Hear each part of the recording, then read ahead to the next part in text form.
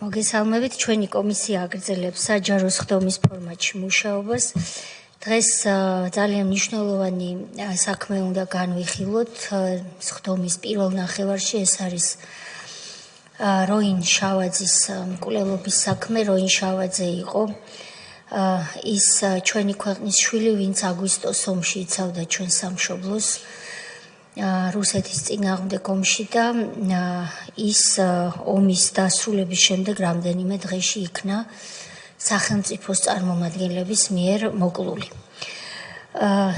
მისი საქმის წარმოდგენის მძიმე ტვირთი დღეს ჩვენს წინაშე ექნება მის ქვრივს, ქალბატონ ციცინო შავაძეს, რომელიც სპეციალურად ჩვენს სხდომაზე გამოსაცხადებლად ჩამობრძანდა აჭარიდან. სანამ სხდომას დავიწყებთ, მე მინდა მივესალმო ჩვენს პარლამენტში ამჟამად სტაჟირების პროგრამაში ჩართულ ახალგაზრდებს. 5 სტაჟიორი ესწრება დღეს ჩვენს სხდომას, თუმცა მათი რიცხვი გაცილებით მეტია და მე მინდა ყველა იმ ახალგაზრდას, ვინც მოისურვა საქართველოს პარლამენტში სტაჟირების გავლა, მადლობა გადავუხადო ამ ინტერესისთვის და წარმატებები ვუსურვო. რასაკვირველია ჩვენს სხდომას რომ დავასრულებთ დღის ბოლოს, თითოეულ სტაჟიორს თუ ექნება ამის სურვილი, შეიძლება რომ უკვე სხდომის დახურვის შემდეგ კომისიას დაუსვან კითხვები და სხვადასხვა მათთვის გაუგება ან ბუნდოვან საკითხზე თითოეულ წევრს შეეკითხონ მათთვის საინტერესო თემის შესახებ. ძვირფასო კომისიის წევრებო, ჩვენ არაერთხელ ვისაუბრეთ იმაზე, რომ ჩვენი კომისია ნამდვილად სერიოზულ თემას რა კი არის შეჭიდებული, ჩვენი მიდგომაც არის სერიოზული და ის ნდობა, რაც გამოგვიცხადა თითოეულ ჩვენგან საქართველოს პარლამენტმა და ასევე ქართული ოცნების პარტიამ, ამ ტვირთის აწევას სჭირდება არამხოლოდ სხდომების ორგანიზებაში, სწორად ორგანიზებაში ჩადებული დრო და ენერგია, არამედ უკვე დასკვნაზე მუშაობის დაწყებაც. დასკვნაზე მუშაობა თქვენ იცით, რომ დაწყებულია. დასკვნა შედგება 5 კონკრეტული თავისგან. 5-ვე თავი შეესაბამება იმ 5 თემას, რომელიც ჩვენი უფლებამოსილებისთვის არის განსაზღვრული საქართველოს პარლამენტის მიერ. ეს თემებია 2008 წლის აგვისტოს ომის კვლევა, მკვლელობები და ის წამება და არაადამიანური მოპყრობის ფაქტები, რომლებიც სამწუხაროდ მრავლად იყო სახელმწიფოს ხელით ჩადენილი 2003-2012 წლებში. მესამე თემა არის პირად და ოჯახურ ცხოვრებაში ჩარევის უხეში ფაქტები. ჩვენ ვიცით, რომ იმ დროს მეუღლეს ვერ ესაუბრებოდა თავისუფლად და ტელეფონი უნდა დაგეშალა და გაგეტანა სხვა ოთახში იმისთვის, რომ ოჯახის წევრს დალაპარაკებოდი, აღარაფერს ვამბობ მუდმივ დევნაზე და პირადი ცხოვრების ყველაზე ინტიმური სცენების უკანონოდ გადაღებაზე და შემდეგ სხვადასხვა პირის ამგზით დაშანტაჟებაზე. ეს იქნება დასკვნაში მორიგი თავი. ასევე თემად ჩვენთვის განსაზღვრული გახლავთ ბიზნესის რეკეტი და ქონებრივი საკუთრების უფლებების დარღვევის მრავლობითი ფაქტები და ჩვენ მედია თავისუფლების უხეში დარღვევის ფაქტებზეც ვისაუბრეთ და პირველ რიგში, რა თქმა უნდა, იმ მედია საშუალებებზე, რომლებიც მათ მესაკუთრეებს ჩამოერთვათ უკანონოდ და რასაკვირველია, ჩვენ არ გამოგვრჩება ამ დროს ის ყველაზე თვალსაჩინო და უხეში დარღვევის ფაქტები, როგორც იყო მაგალითად ტელევიზია იმედში სპეცრაზმის შევარდნა. ლაივში ვიხილეთ ჩვენ ეს ყველა, ვინც მაშინ ტელევიზორს ვუსხედით, მაგრამ თემა გაცილებით უფრო ფართოა, ვიდრე მხოლოდ ტელეიმედში შევარდნა. ეს 5 თემა შესაბამისად დასკვნაში იქნება 5 მოცულობითი თავი. რა თქმა უნდა, დასკვნის სტრუქტურაში არის შესავალი ნაწილი. შესავალ ნაწილში ჩვენ მიმოვიხილავთ თუ როგორ მოვიდა ის ხელისუფლების სათავეში. შევეხებით სტრასბურგის სასამართლოს გადაწყვეტილებას, სადაც კარგად არის ახსნილი, რომ ისინი უკვე ხელისუფლებაში რომ მოვიდნენ, მაშინ დაარღვიეს კანონი და გააყალბეს არჩევნები, შევეხებით არასამთავრობო ორგანიზაციების როლს შესავალ ნაწილში, რომ ჩვენ აღვწეროთ ვინ და როგორ მოვიდა ხელისუფლებაში, ხოლო რა გააკეთეს შემდეგ, ეს როგორც უკვე მოგახსენეთ და კომისიის წევრებმა იციან, ამის შესახებ 5 სხვადასხვა თავში იქნება აღწერილი. ამ დასკვნას რასაკვირველია იქნება თავის მხრივ დასკვნითი ნაწილი და იქნება რეკომენდაციებიც. რასაკვირველია ჩვენ ვიცით, რომ დასკვნითი ნაწილი ყველაზე მნიშვნელოვანი ნაწილი იქნება ამ დასკვნის კონკრეტულ მომენტში, მაგრამ თავად დასკვნა იქნება ის ისტორიული დოკუმენტი, სადაც ერთ ადგილას თავმოყრილი იქნება თითქმის ყველაფერი იმის შესახებ, თუ ვინ და როგორ მართავდა სახელმწიფოს იმ წლებში. ამ დოკუმენტის დასკვნის ნაწილი იმდენად არის ყველაზე მნიშვნელოვანი ამ კონკრეტულ ეტაპზე, რომ ამ დოკუმენტს უნდა დაეყრდნოს მომავალში ყველა ის სამართლებრივი პროცედურა, რომელიც მიზნად ისახავს მოცემული ძალადობების და უკანონობების ავტორთა პოლიტიკური თანამდებობის პირების პოლიტიკურ საქმიანობაში ჩაბმის თუ ყოფნის აკრძალვას. და ის პარტიები, სადაც ეს პირები არიან გაწევრიანებული, ან მომავალში ის პარტიები, რომლებსაც ისინი ხელახლა დააფუძნებენ, ვერ იქნებიან პოლიტიკურ ველზე. ეს არის ასე და ვერ იქნება სხვანაირად, იმიტომ რომ ამ ნაბიჯის გადადგმა დაგვიანებულიც კი აქვს ქართული ოცნების მხრიდან. არის სხვადასხვა ქვეყანა მსოფლიოში, ვინც ეს თავის დროზე გააკეთა, როდესაც თქვა, რომ ჩვენს ქვეყანას ეს დაემართა და ეს აღარ უნდა განმეორდეს. ამას ემსახურება ეს კომისია და მისი დასკვნა. ახლა მაინდა-მაინც დღეს რატომ ვყვები ამ ყველაფრის შესახებ? ჩვენ ვიმსჯელეთ არაერთხელ და ვფიქრობთ, რომ კომისიამ მიმართოს და ეს მინდა კომისიის წინაშე პირველ საკითხად დავაყენო, სანამ სხდომა მუშაობა შეუდგება, რომ მივმართოთ საქართველოს პარლამენტს, როგორც არის საქართველოს რეგლამენტით გათვალისწინებული შესაძლებლობა, რომ ჩვენი უფლებამოსილების ვადა 5 მაისს, არამედ 5 ივნისს ამოიწუროს და ერთი თვით მაინც გაუგრძელდეს ჩვენს კომისიას მუშაობის ვადა.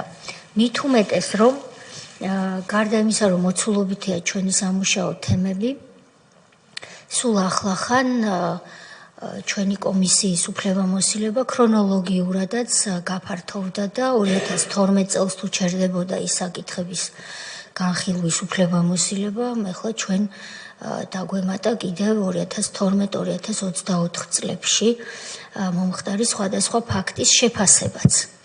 ყოველივე ეს, მე ვფიქრობ, მოითხოვს აუცილებლობა, რომ მინიმუმ ერთი თვით გაგვიგრძელდეს ვადა და ჩვენ შევძლოთ, რომ ამ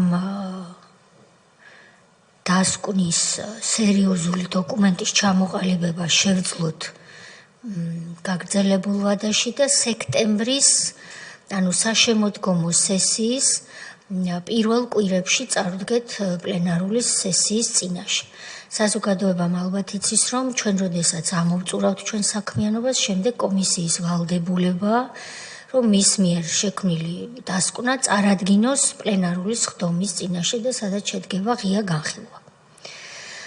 ეს არის რაც მინდა რომ საჯაროდ ვთქვა.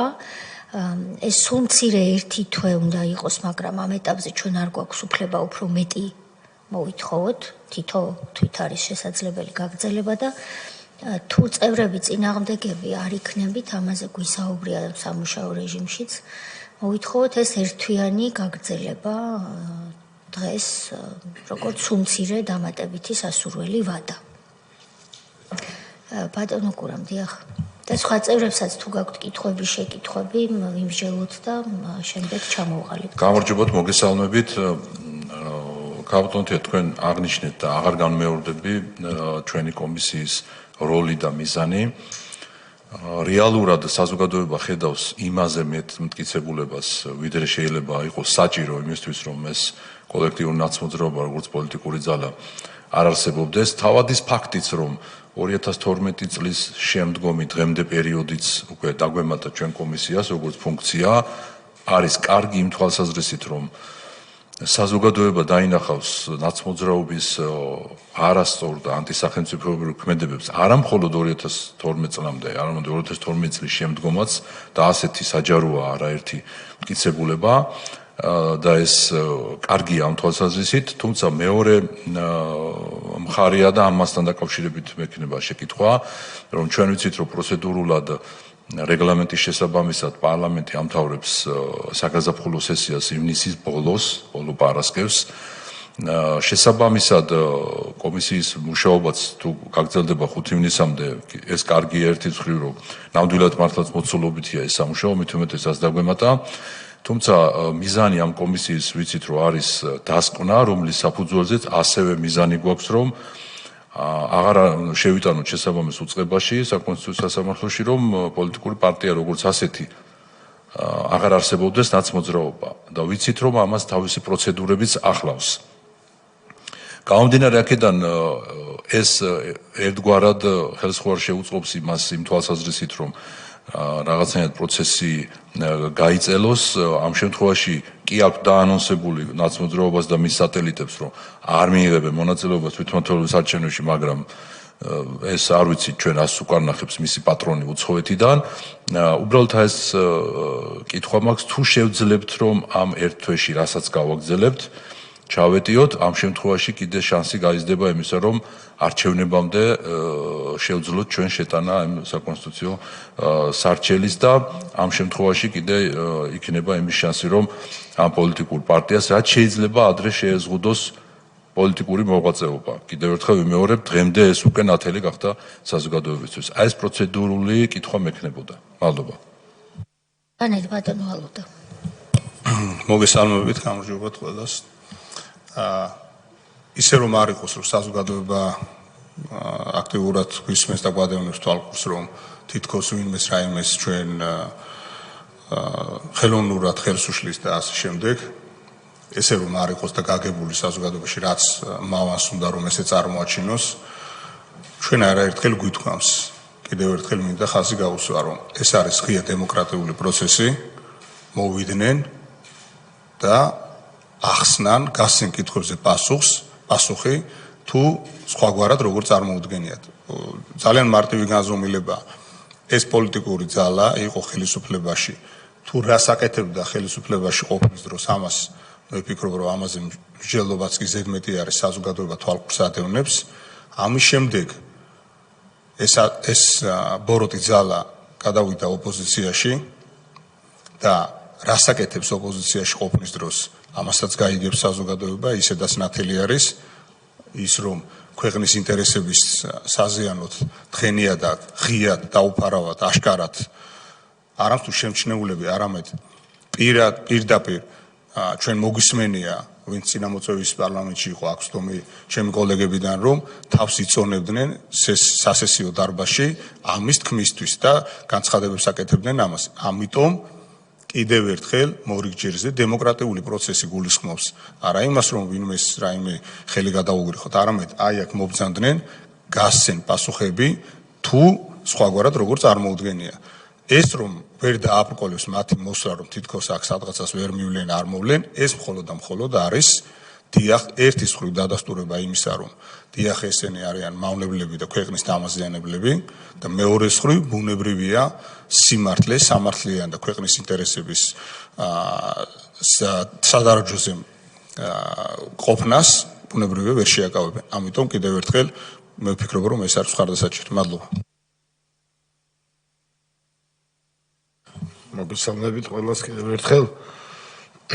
მოკლედ ვიტყვი, მე მინდა მხარი დაუჭირო ამ გაგრძელებას ერთი თვით. ეს არ ნიშნავს იმას, რომ მაინც და მაინც 5 ივნისს უნდა დავასრულოთ, თუ ჩვენ მოვასწრებთ და ვთქვათ 25 მაისს დავასრულებთ 25 მაისს, 20 მაისს თუ დავასრულებთ 20 მაისს, მაგრამ შესაძლებლობა იმისა, რომ ეს ერთი თვე დავიმატოთ რეგლამენტიდან გამომდინარე, არ იქნება ურიგო. მაგრამ ორიენტაცია რა თქმა უნდა იმაზე უნდა გქონდეს, რომ პროცესები ისე წავიდეს, ამის წინაც არ მეტყოლება ახლა რთულია, იმიტომ რომ ეს მასალები თქვენც იცით, რომ ყოველ დღე შემოდის და შემოდის, რომ მოესწროს თქვა სარჩელის შეტანა. სარჩელის შეტანას ჩვენ არასასესიო პერიოდშიც მოვასწრებთ, იმიტომ რომ საკონსტიტუციო სასამართლოს სარჩელის შეტანა ნებისმიერ დროს არის შესაძლებელი. ეს არავით არ არის აკრძალება შეზღუდული რაღაცა თარიღებით. 5 ივნისით რო იყოს მაინც მოესწრება, თქვა 30 ივნისს შევიტან თან 17 ივნისს თუ 1 აგვისტოს, ამას მნიშვნელობა არ აქვს, მაგრამ მოესწრება. მაგრამ მე მაინც ხარს დაუჭერდი გაგრძელებას. თუმცა შინაგანად ვიყოთ განწყობილი, თუ მოვასწრებთ უფრო ადრე ამოვწუროთ ეს ყველაფერი. მადლობთ. კი ბატონო, ბატონი გურამის კითხვას რო უპასუხო, მაგრამ ეს ჩემი პასუხია და ვიმსჯელოთ თუ გნებავთ კიდევ უფრო ღრმად. ბატონო გურამ, ის რაც ჩვენ ეხლა გვაქვს მიზანი აკრძალვა იმ პოლიტიკური პირებისთვის, პოლიტიკური საქმიანობისა, განურჩევლად რომელ პარტიაში უნდა იყვნენ ისინი, ან მომავალში რა პარტიას ჩამოაყალიბებენ, ხომ? ეს ჩვენ 2013-შიც უნდა გაგვეკეთებინა. შესაბამისად, სჯობს გვიან ვიდრე არასდროს, ეს ბევრჯერ გვითქვამს, ბევრი ხელშემშლელი ფაქტორი იყო მაშინ. თითოეულ ჩვენგანს, ვინც ამ მაგიდის გარშემო ვართ და არა მხოლოდ ამ მაგიდის გარშემო პარლამენტში წევრები ვართ პარლამენტის, მეც მათ შორის ძალიან ბევრი რამის თქმა შემიძლია ფაქტებით და გვარებით და სახელებით, რამხელა იყო ზეწოლა ხელისუფლებაზე, რომ ეს არ მომხდარიყო. ეს ზეწოლა იყო გარედან. და ამ ზეწოლის განმახორციელებლები ჩვენზე ხელისუფლებაზე იყვნენ კონკრეტული ელჩები, ან კონკრეტული თანამდებობის პირები თავთავიანთი ქვეყნებიდან. წარიმართა ისე როგორც წარიმართა, დღეს ჩვენ ეს შევძელით, გამყარებულია უფრო მეტად ქვეყნის სუვერენიტეტი, ეს ძალიან მძიმე ფასად ჯდება, მაგრამ ასეთია თავისუფლებისთვის ბრძოლა. თავია რომ ისეთი შეცდომები არ დაუშვათ, რაც მაგალითად ჩემი აზრით განზრახდა დავალებით, მაგრამ მძიმე ფატალური, ერისთვის ფატალური შეცდომები დაუშვა უკრაინის ხელისუფლებამ. ჩვენ ასეთი თავიდან ავიცილეთ, მიუხედავად იმისა, რომ აქაც დავალება მივიღეთ, რომ იქნებ მეორე ფრონტი გაიხსნას. და აღარ მოყვები ახლა მთელი 13 წლიან ძიმე პროცესებს, რაც ჩვენ ყველას თავს დაგვატყდა და პირველ რიგში ბატონ ბიძინა ივანიშვილს.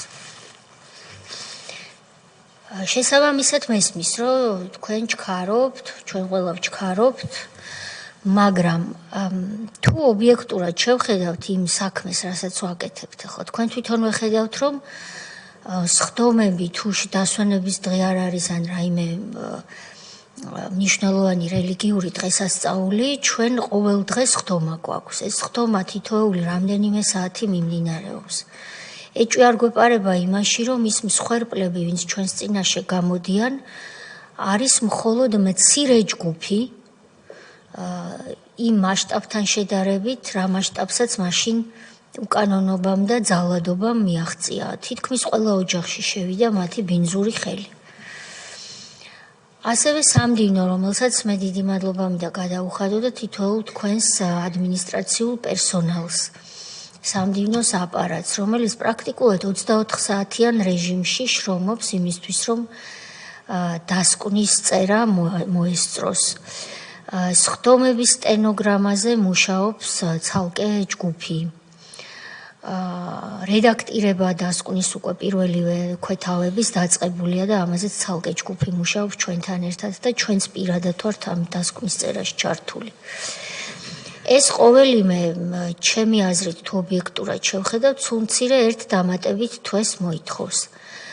ასეულობით წერილია შემოსული და ყველა ითხოვს, რომ გამოცხადდეს კომისიის წინაშე. ამიტომ შემოვიტანეთ ჩვენ კომისიის წევრის უფლებამოსილების გაფართოება, რომ თითოეულ ჩვენგანს შეეძლოს ასეთი ფართო სხდომის მიღმაც დააოქმოს, შეხვდეს მოქალაქეს და აღწეროს ის ძალადობა თუ უფლებების შელახვის ფაქტები, რაც მას თავს გადახდა.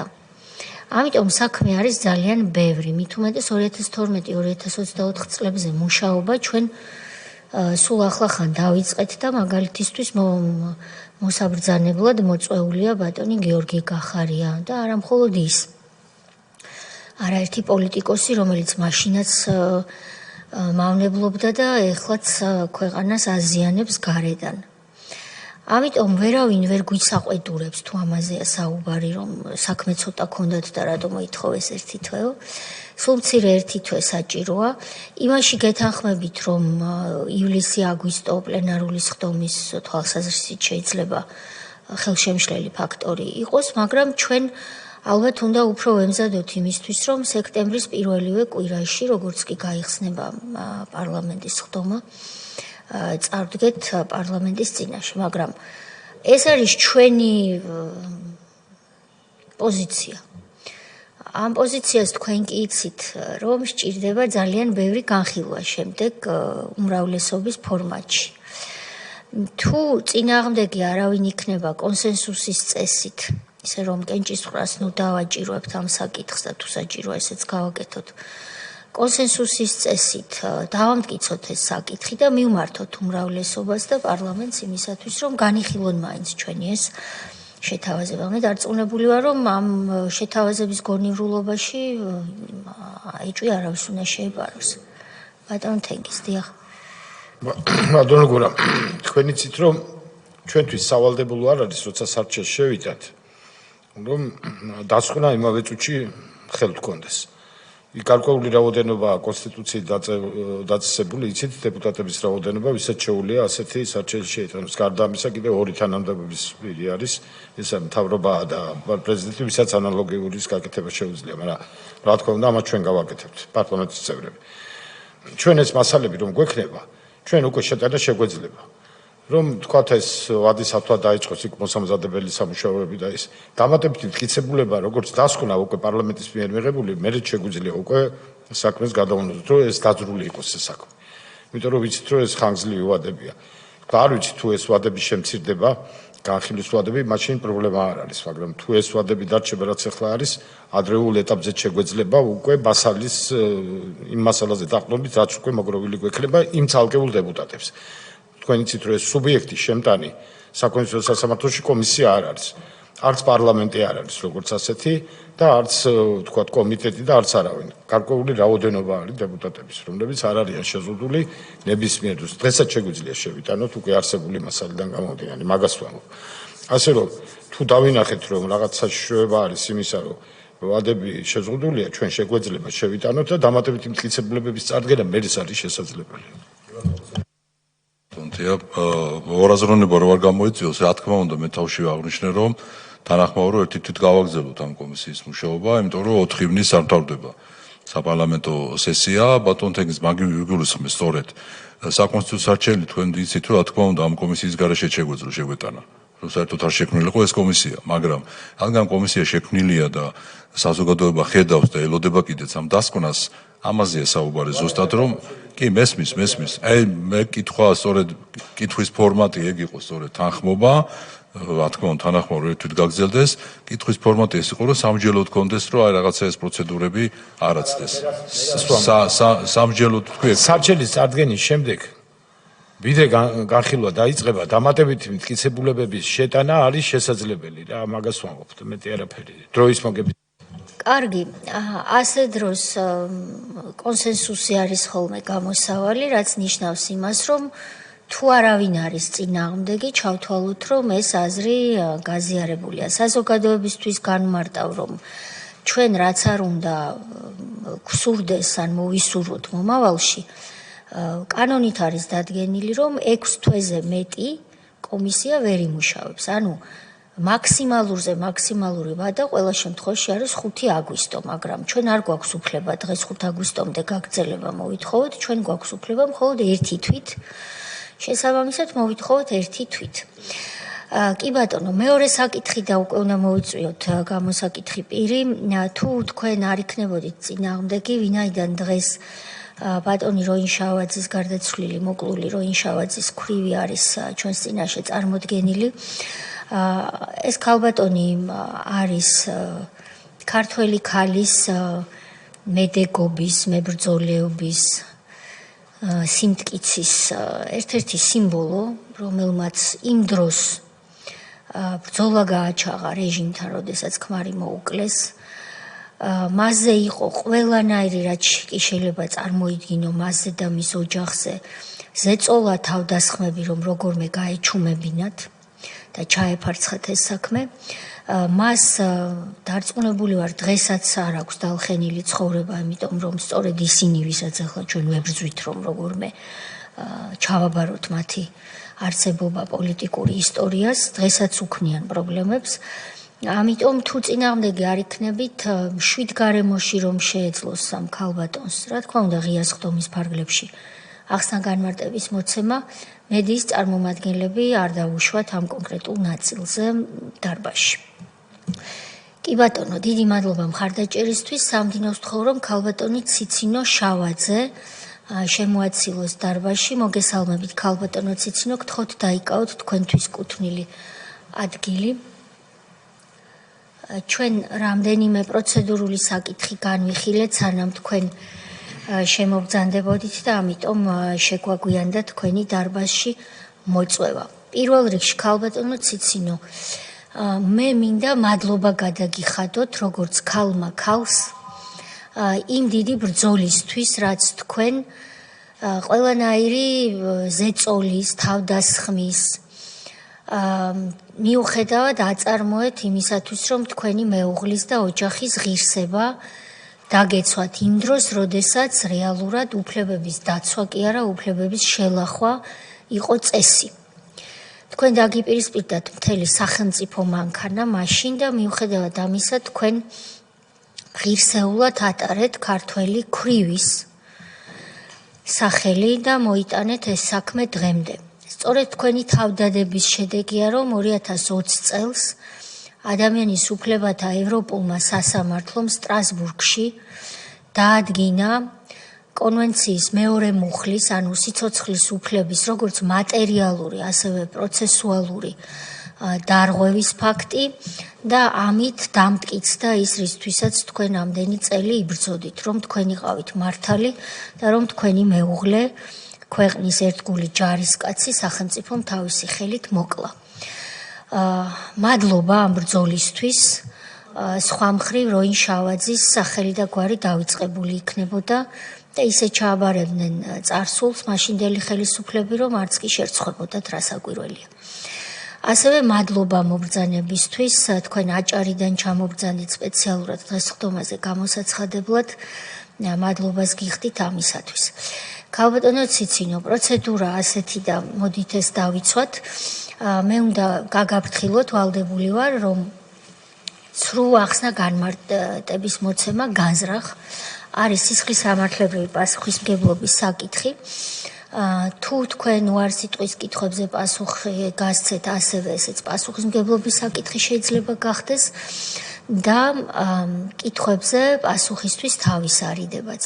მე რომ ეს აგიხსენით, თქვენ რომ ეს მოისმინეთ, გთხოვთ ამის დასტურად მოაწეროთ ხელი დოკუმენტს, რომელიც თქვენს წინაშეა და შემდეგ უკვე ჩართავთ მიკროფონს და დავიწყებთ გამოკითხვის პროცესს.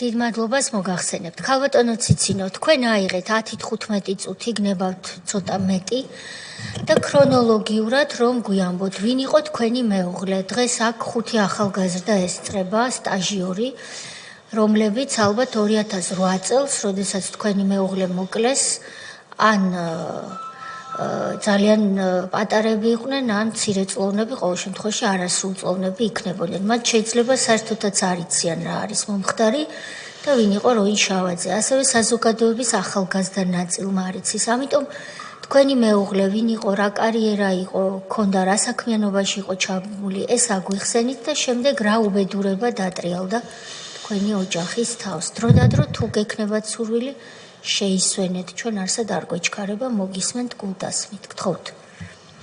პირველ რიგში მოგესალმებით. უღრმესი მადლობა მოწვევისთვის და ჩემი მეუღლის დაფასებისთვის მე ესე ჩავთვლი, რომ გაიხსენეთ და არ ავიწყდება საქართველოს. როინ შავაძე იყო საქართველოზე უზომოდ შეყვარებული ადამიანი, ოჯახზე შეყვარებული, უყვარდა თავისუფლება და ბედნიერება, რომელიც არ დაცსადა. ის მონაწილეობდა ყველა მისიებში საზღვარგარეთ სამხედროებით. მსახურობდა სენაკის ბაზაზე, უფროსი სერჟანტი. ძალიან მძიმეა ბოდიში გიხდით.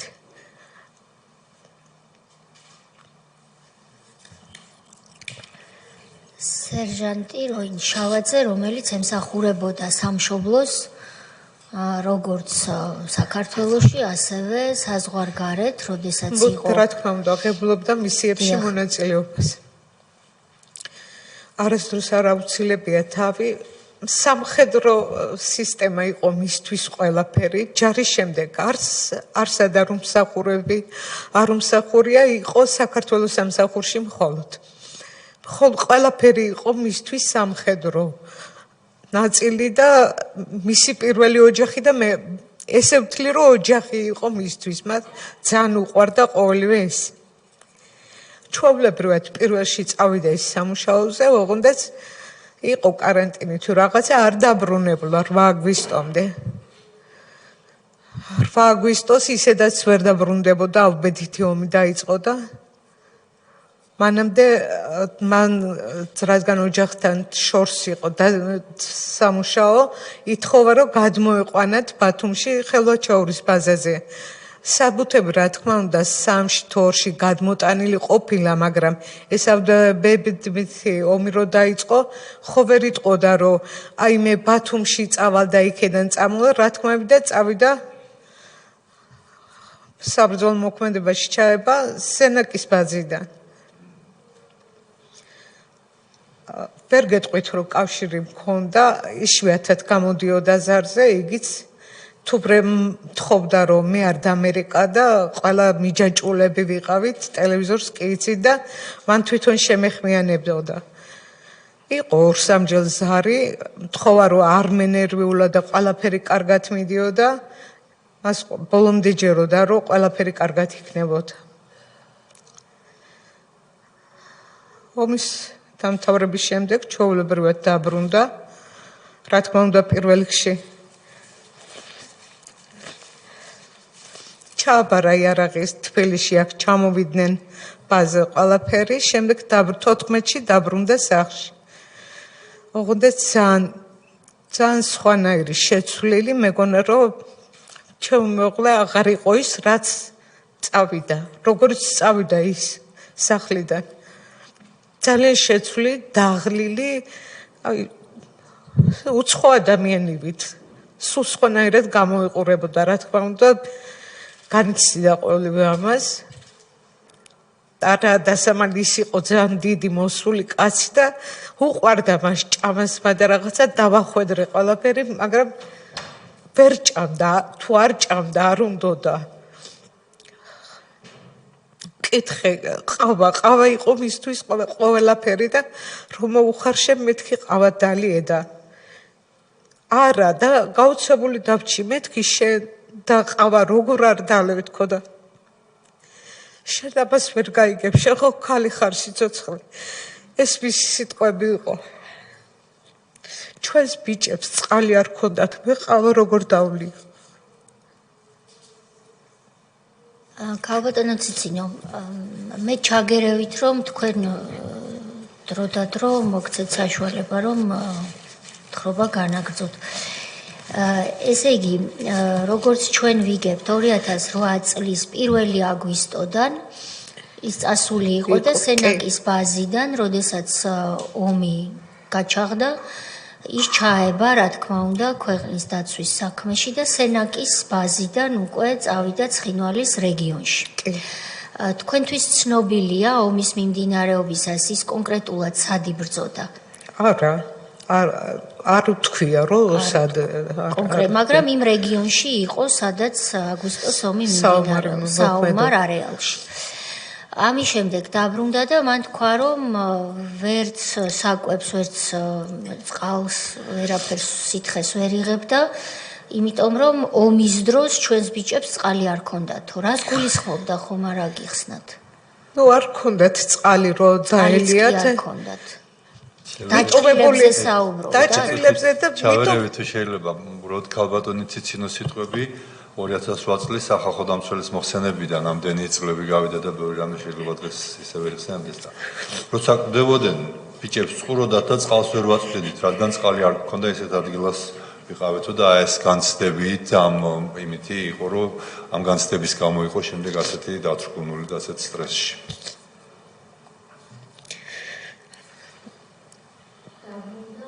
დაბრუნდა 13 თქვით სახლში 14-ში დაბრუნდა სახლში და ოღონდაც გვიანი იყო უკვე 5-6 საათი იქნებოდა ჩვეულებრივად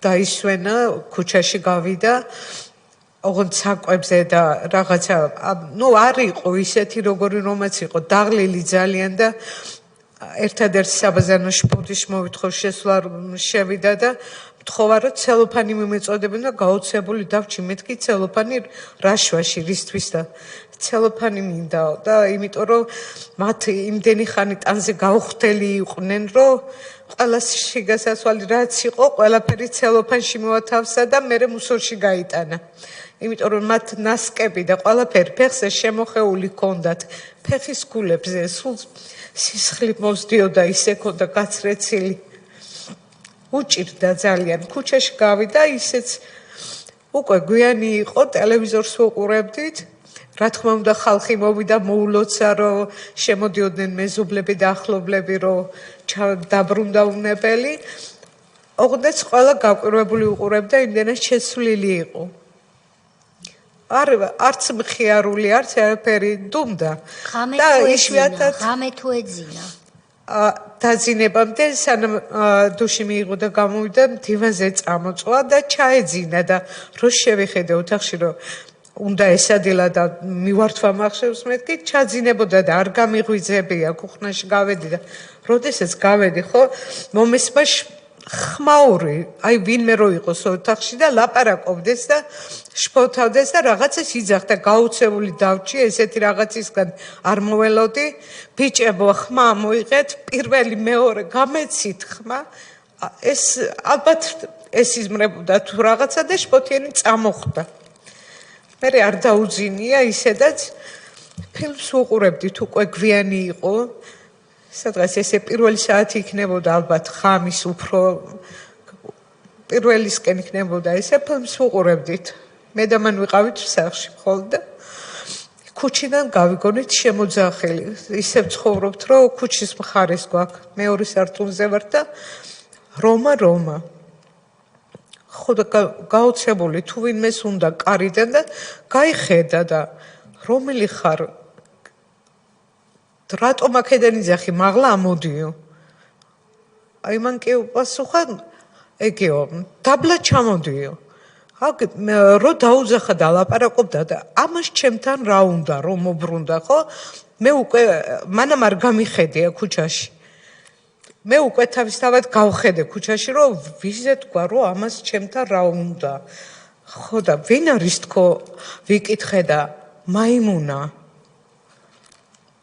მეთქი ეს ბიჭს ძალიან ცუდი სახელი ჰქონდა მე ვიცოდი მე მუშაობდი სტილისტი ვიყავი სალონში და ქალაქიდან ვიცოდი რომ ამ ბიჭს ძალიან ცუდი სახელით სარგებლობდა ეს ბიჭი რეპუტაციით ქალაქში და ამიტომ მე გაოცებული დავჭი და მეთქი შენ იცნობ შენ კი ვიცნობ მაგრამ მამას ჩემთან რა უნდა არაფერი დაუძახეს ისედაც უბრალოდ მაისური ეცვა და შორტი და პირდაპირ ესე ჩავიდა დაბლა და უკვე ყურადღება მივაქციე რომ ამ კაცს თუ რა უნდა ჩემეულოსან და რატო დაუძახა იმ საქმიდან გამომდინარე რომ მე სალონში მუშაობ და მისზე ცუდი რაღაცები მსმენი ამ ბიჭზე და მეთქი რატო მოაკითხა თუ იცნობს და რაღაცა ქუჩაში რომ გადავიხედე ხო ჩემ მეუღლე უკვე რა თქმა უნდა ჩავიდა სადარბაზოდან გამოვიდა წინ და ხელი რო წამოიღო იმან ჩამოსართმევად ამ ხელი კი არ ჩამოართვა მაისური აუწია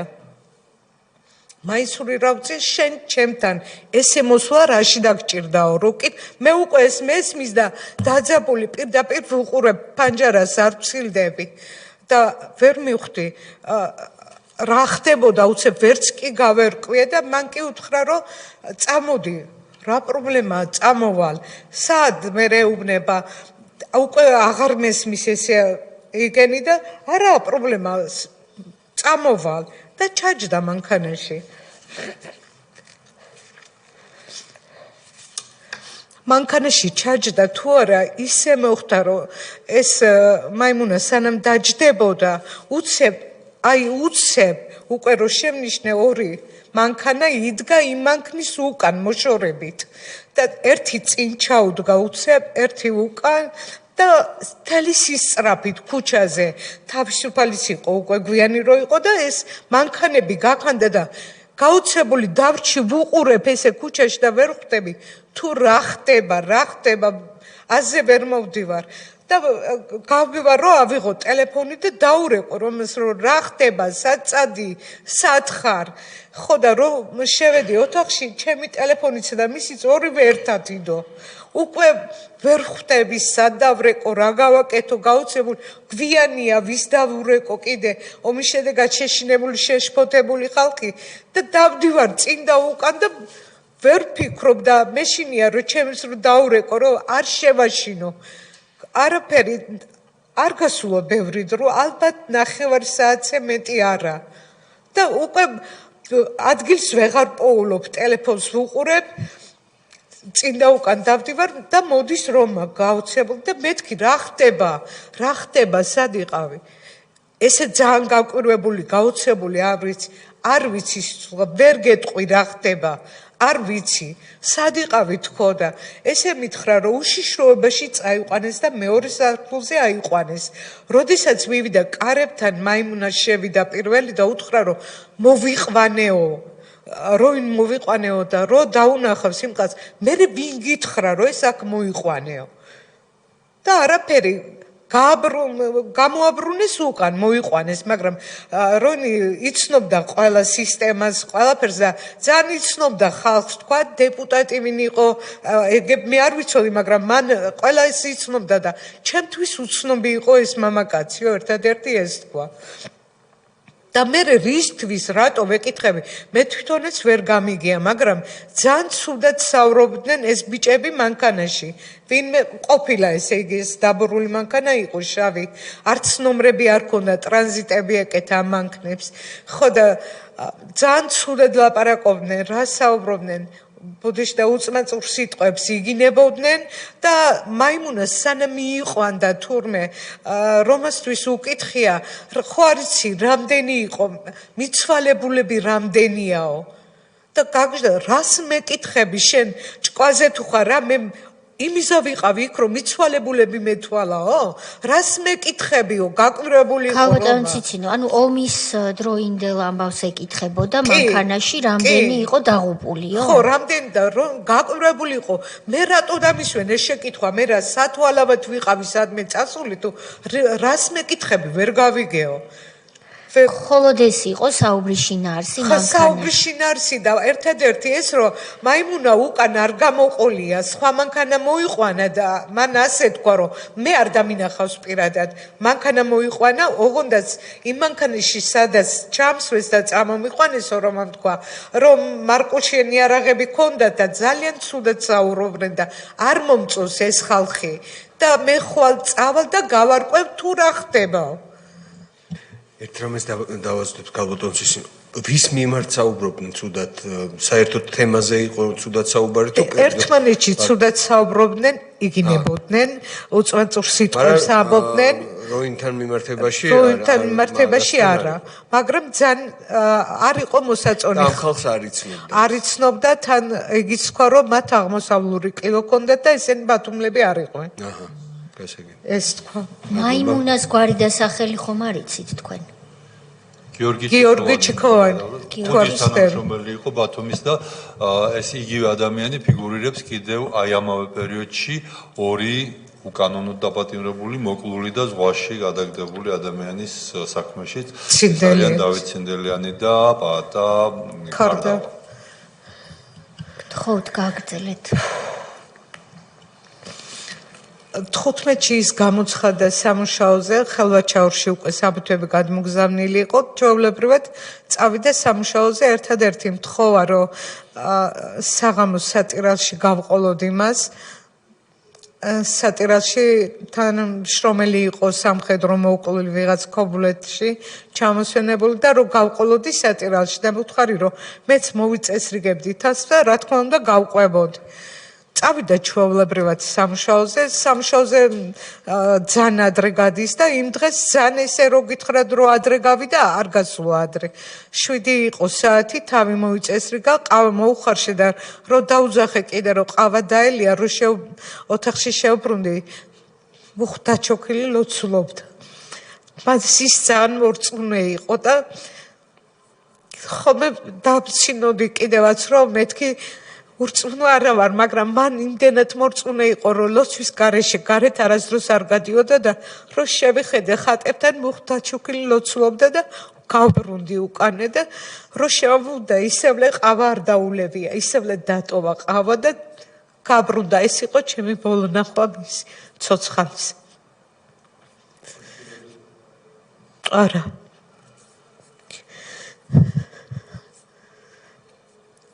ბატონო ციცინო, რამდენი წლის იყო ამ დროს ბატონი რო 27-ის. 27-ის. კი ბატონო. შემდეგ უკვე სამუშაოზე რო წავიდა, მაინტერესებდა დავრეკ ესე 11 საათი იქნებოდა და მითხრა რომ კმაყოფილია თანამშრომლებით და კარგად არის. უთხარი რომ მეც სამუშაოზე წავიდოდი და თავს მოვიწესრიგებდი, ოღონდ სამუშაოს არ ვაპირებდი უბრალოდ თავს მოვიწესრიგებოდი რომ სატირალში გავყოლოდი. მეც მანამ კიდევ ერთხელ დაურეკე სახლიდან რო გავდიოდი და ზარი რო ჩამირთო ტელეფონი და მესმოდა სტორდით სმენა და მივხვდი რომ არ ეცალა, ვერ მიპასუხებდა და ისეც აღარ გადამირეკია, წავედი სამუშაოზე.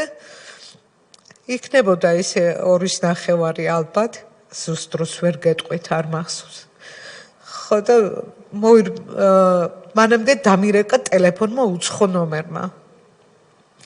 და თხოვეს რომ როინს ვერ უკავშირდებიან სამუშაოზე უფროსობა კითხულობს და თუ დაუკავშირდებითო მეთქი როინი ხო სამუშაოზეა კი მაგრამ მაგენს არ ქონდათ ნაშივკები სამხრები და სამხრების გასაკეთებლად იყო წასული და დავბრუნდები და იგვიანებსო კარგი მეთქი გადავრეკავ ესე ავიღე ტელეფონი რომ დაურეკე მითხრა რომ ამ სამხრებს აკეთებდა რაღაც 5 წუთი ქონდა დარჩენილი და ისევ სამუშაოზე გაბრუნდებოდა მეთქი როგორ რატო კითხულობენ თუ სათხარ და სამხრები ხო იცი არ მაქოდა გასაკეთებლად ვარ კაკრას ვამთავრებ 5 წუთი ყავასაც მოვასწრებ დაველაპარაკები დეიდაშვილი მუშაობდა იქ ახლოს ოქროს ბირჟა დაველაპარაკები მათ და გაბრუნდები სამუშაოზე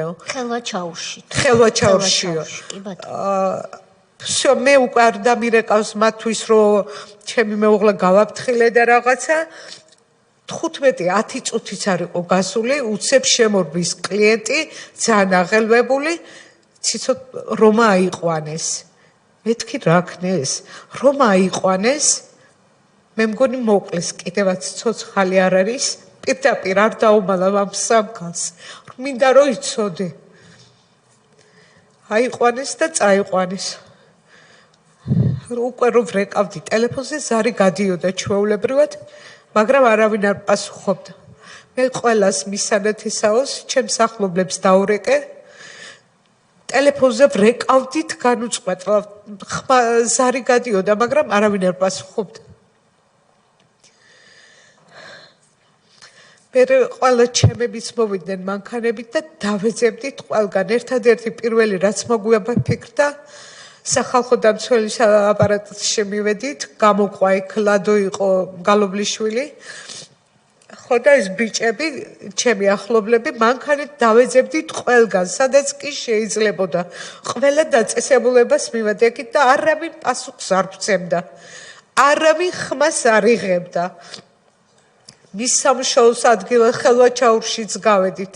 იქაც არავინ ხმას არ გვცემდა, არავინ არაფერი არ იცოდა. უცებ მან კაცი გაქრა, ჩაყლაპა და ბოლოს არც კი მახსოვს სამხედრო ბაზა ჭავჭავაზის ქუჩაზე რაღაც იქ შეიძლება ყავდეთო, რაღაც ესეთ გავიგეთ, რა ვიცი, ყველა დაწესებულებას მივადექით.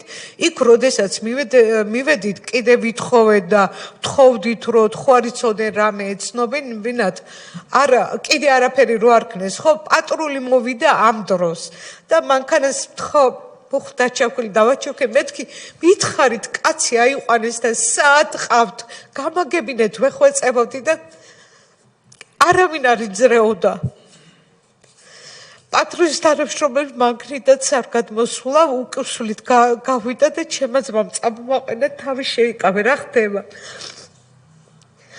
ჯოჯოხეთი იყო ალბათ ბოლოს არ ვიცი მე მგონი ლადონ გალბულიშვილი და ჩემი ახლობელი ოჯახის ახლობელი შევიდნენ ბოლოს თავდაცვის სამინისტროა თუ არ ვცდები გორგზე თუ სადღაც იქ და იქ უთხრეს რომ არ დავლოდებული ვიყავით არაფერს აიყვანეს რომა და წაიყვანეს თბილისში და დაგვირეკავდნენ და შეგვეხმიანებოდნენ რომ წავსულიყავით სახლში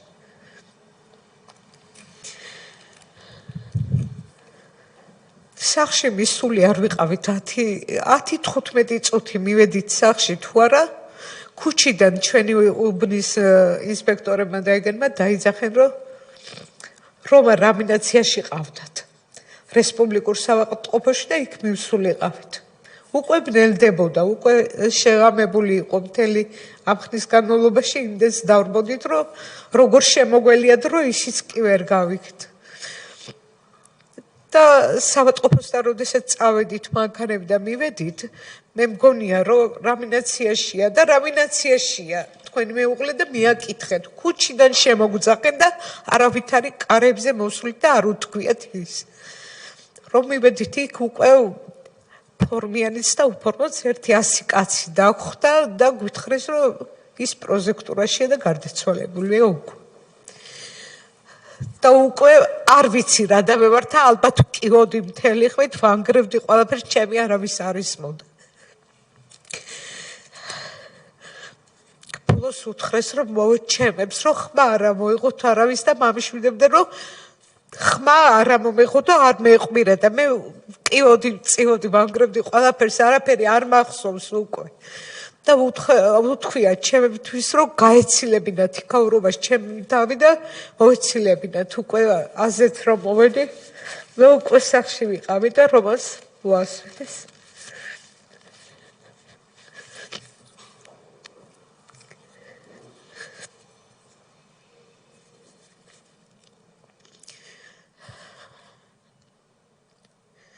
უბედურება ამით კიდე არ დამთავრებულა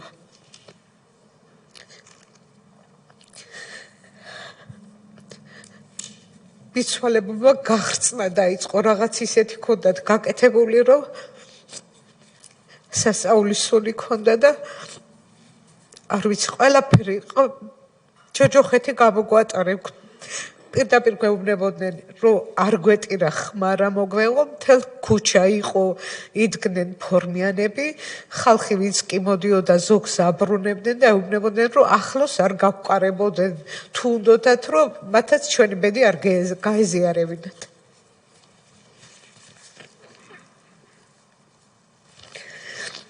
ამას ვინ აკეთებდა ქალბატონო ციცინო ვინ გაფრთხილებდა ხმა არა მოიღოთო ხალხი პირდაპირ მოდიოდა და გვეუბნებოდნენ და ქუჩაში იდგა ხალხი იმის გამო გვირეკავდა და გვეუბნებოდა რომ ვერ შემოვდივართ უკან გვაბრუნებდნენ ბინის ყველა კუთხეში იდგა ფორმიანებიც და უფორმოდ გადაცმულები და ეუბნებოდნენ რომ დაეტოვებინათ იქაურობა პირდაპირ თქვენ მარტო აღმოჩნდით მიცვალებულთან თუ შემოუხეს ისე გამოდის რომ საახლობელი ადამიანებიც და უკვე ყველაფერ უღონეს ხმარობდი ტელევიზია მოვიდა მახსოვს 25 არხი და ტელევიზია რო შემოვიდა რომ მოვიხედე ხო მიცვალებულთან არავინ არ იყო მარტო მე ვიყავი და ჩემი დაცვა ხალხმა დატოვა ტერიტორია რომ არ ენახა არავის საშიში იყო და გაიქცნენ. კი.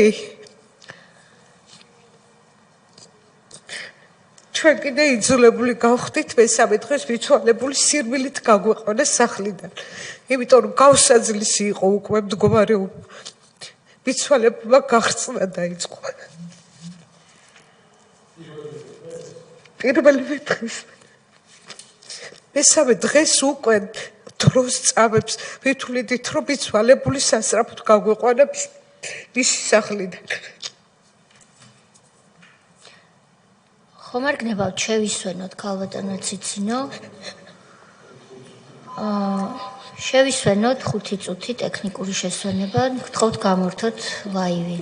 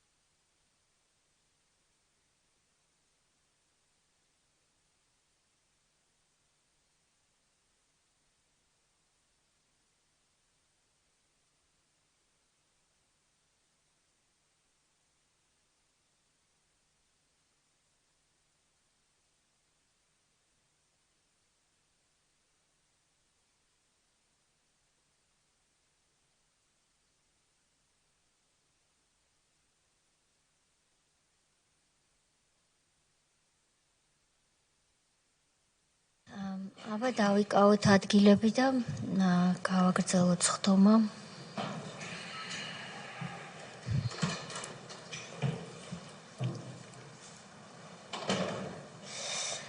ჩვენ ასე ხომ არ გავაკეთოთ, სანამ ლაივს ჩავრთავთ?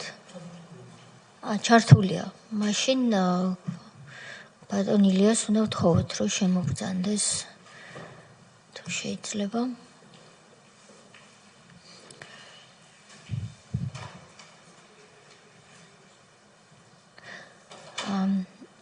კი ბატონო, ახლა უკვე შეგვიძლია გავაგრძელოთ. ქალბატონო ციცინო, გთხოვთ.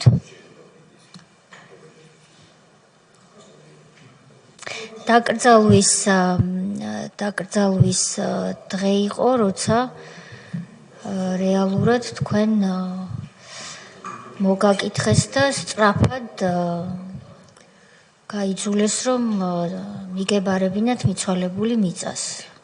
იძულებული გაგხადეს, ესე გამოდის, რომ რა შეგვეძლო მეტი. იძულებით სწრაფად მესამე დღესვე გავიყვანეთ სახლიდან. და როდესაც გავედით, იყო გზის სამშენებლო სამუშაოები იყო და მიცვალებული იმდენად დაჭრილი და იგი იყო, რომ როდესაც მისი გაწმენდა მოხდა, ყველა ეს მოდიოდა სისხლი და ვიფიქრეთ, რომ ისეთი სწორი ასფალტით წავსულიყავით გზით, რომ უფრო მეტი ქანავი და რაღაც არ მოსულიყო, რომ ცუდად არ გამოჩენილიყო მიცვალებული და ამიტომ მოგვიწია ბენზედან ქალაქიდან გასვლა ბარცხანით ჩაისუბნისკენ ზედაგზით წასვლა და მათ ეგონენ რომ ჩვენ რაღაცას ვაპირებდით ისეც და იყო უამრავი მანქანები როგორ იცი აი ამოგვიდგენ პირდაპირ წინ და უკან ეგონათ რომ ჩვენ ამით რაღაცა მანიგრირებას ვაკეთებდით რომ ან ქალაქისკენ მივყავდა სადმე ან რაღაცა და როდესაც შეუხვიეთ ჩვენს გზაზე სადაც უნდა წავიდეთ უკვე სადაც სასაფლაოა უკვე მანქანებმა დარჩენ ჩვეულებრივად ოღონდაც ვინც ახლობლები გვახდა იგენს ყველას ურეკავდნენ და ეუბნებოდნენ რომ ჯობდა დაეტოვებინათ იქავრობა და გაცლოდნენ. სასაფლაოს გაცლოდნენ? სასაფლაოს როგორ იცი სასაფლაოზე რომ მივასვენებდით მაგას ეგონა რომ საგზეო სამშენებლო იგი იყო მუშაობები იყო და ძალიან თხრილები იყო და მიცვალებული ხო ბოდიში ვთხოვ კიდე ერთხელ სისხლი მოდიოდა ყველდაცილიდან ჭრილობიდან ყველა ყურიდან ყველა სპირტი ხო და რო არ გვეწვალებინა წავედით უფრო ასფალტი გზიდან და მაგენმა იფიქრენ რომ ჩვენ ვაპირებდით ალბათ ქალაქში აქციის რამის გაკეთებას ხო მაგენის დადგმული სცენარები და გონიათ რომ ჩვენაც ესე ვაპირებდით და ეს შეიქმნა უცებ შევკრენ ეს მიცვალებულს მივასვენებთ უცხო მანქანები უნომრო მანქანები წინ და უკან ჩამდგარი და მიხვდნენ რომ გადავედით ბარცხანიდან ჩვენს სასაფლაოზე სადაც მივდიოდით იქ უკვე ხო ჩამოგცილდნენ ოღონდაც ახლობლებს ურეკავდნენ რომ მოგცილებოდნენ ახლოს არ ყოფილიყვნენ ჩვენთან ახლოს არ ყოფილიყვნენ იყო სასწაული რაღაცა იგიც კი შეეშინდათ რომ მიცვალებისთვისთვის საფლავი გაეთხარა ვინმე ყველა უარს გვეუბნებოდა შეშინებულები რომ აფრთხილებდნენ რომ არ მოვყარებოდნენ არავინ ახლოს ჩვენ ქალბატონ ციცინო ვინ აფრთხილებდა როგორ იცით რა თქმა უნდა იმ დროინდელი თავრობა აბა მეტი ვის უნდა გაეკეთებინა თავრობა გასაგებია მაგრამ კონკრეტულად რომელი უწყება თქვენ ხომ არ იცით არ ვიცით ვერ გეტყვი რომელი უწყება მაგრამ რეკავდა უნებრო ტელეფონის ნომრები და ყველას ეუბნებოდნენ მოგცილდნენ ჩვენს ახლოს არ იყოს როგორ გახარეთ მაშინ საფლავი თუ ყველა საშინელი ახლობლების დახმარებით გავთხარეთ საფლავი ოჯახმა გათხარეს საფლავი გასაგებია მიცვალებული რომ მოასვენეს ოჯახის წევრები იყვნენ პროტექტურაში მისული და თქვენ წამოიყვანეთ თუ ვინმე სხვა პროტექტურაში ჩვენ რომ მივედით რამინაციაში არის რომ გვითხრეს უკვე პროტექტურაში გარდაცვლილი გაკვეთილი ყოფილა რამე დათვალიერების დოკუმენტი თუ არსებობს თქვენ კი რა თქმა უნდა არსებობს რა თქმა უნდა არის ვიდეოც არის გადაღები და ყველგან დევს ეს მასალები შეგიძლიათ ნახოთ და რა მდგომარეობაში იყო მიცვალებული. კი ბატონო, გააგრძელეთ თუ შეიძლება. ოღონდ ჩვენი წამება ამით კიდე არ დასრულდა. დღე და დღე უფრო უძიმესი ხდებოდა და უფრო გვითვლიდან ხმარ ამოვიღოთ, გავჩერდეთ, იმდენად იძულებული გავხდით ერთჯერ, რომ მე დავტოვებინა და გადავედი საცხოვრებლად ჩემებთან. იმიტომ რომ გვემუქრებოდნენ ყველას დახოცვით, უნდა აგვეღო ფული და გავჩუმებულიყავით და ხმა არ მოგვეღო. კონკრეტულად ვინ გთავაზობდათ ფულს? მოდიოდა უცხო ხალხი პირდაპირ მოდიოდნენ, რომ აგვეღო ფული და ხმა არ უნდა ამოგვეღო. რადგან ჩვენგან უარი მიიღეს, უკვე შემდეგ წამოვიდა მუქარები. მუქარა იმდენად რომ იძულებული გავხდი, რომ დავკეტე ოჯახი, საცხოვრებლად გადავედი ჩემებთან. მაგრამ იქაც უარესი დღე, იქაც ხალხი გვადგებოდა, იქაც ესე დღეში ვიყავით, მეგრე უკვე უძილებული გავხდით, რომ მიგვემართა სახალხო აპარატისთვის, მადლობა მისთვის ბატონ სოზარს, მის ჯგუფს, თუ გინდ ჩემს ადვოკატს, რავინ პაპიძეს, ლადო გალობლიშვილის, გიორგის, ყველას, რომელიმე რო არ გამომჩეს, ესე გიორგი თქვითა, გიორგი ჩარკვიანი და გიორგი ჩარკვიანი, რომელიც ოჯახში ღამეებს გვითენებდნენ, ჩვენთან ერთად იყვნენ. სახალხო დამცველის აპარატის თანამშრომლები, როცა თქვენ მშობლებთან გადასახლდით, ღამეს გითენებდნენ. ღამეს გვითენებდნენ. მიზანი რა იყო? როგორ? მიზანი რა იყო მათი რა იყო, თქვენთან რომ ყოფნის? გვაშინებდნენ, მოდიოდნენ იარაღიანი ხალხი ეზოში პირდაპირ და ისროდნენ აერში. და ჩვენ იძულებული ვიზზე მიგვემართა, აღარ ვიცოდით უკვე. ვიზზე მიგვემართა და მაშინ დაურეკეს ბატონ სოზარს. საცხოვრობენ, სადაც გადახვედით. ბენზედან მოშორებით 10 წუთი სოფელი ჩელტა. და იქ ვიყავით. ბოლოს იგიც კი შემოგვითვალეს, რომ თუ აღარ დავშვიდებოდით და რაღაცა სოფელში გვაქვს სპეციალური წყლის ბასეინი, სადაც წყალს ვღებულობთ ოჯახისთვის და იმას მოგვიწამლებდეთ და სულ დავისვენებდით ყველა ერთად. უკვე იძულებული გავხდით, დავრეკეთ სახალხო დამცველის აპარატურაში და ბატონი სოზარის ჩამომზადდა, ყოველთვის გვერდით თქვენგა, დიდი მადლობა ბატონი სოზარ თქვენამისთვის, არასდროს არ დამეწუხდება თქვენი ამაგი. ბატონი სოზარი თვითონ იყო ჩამომზადებული ჩემს ოჯახში.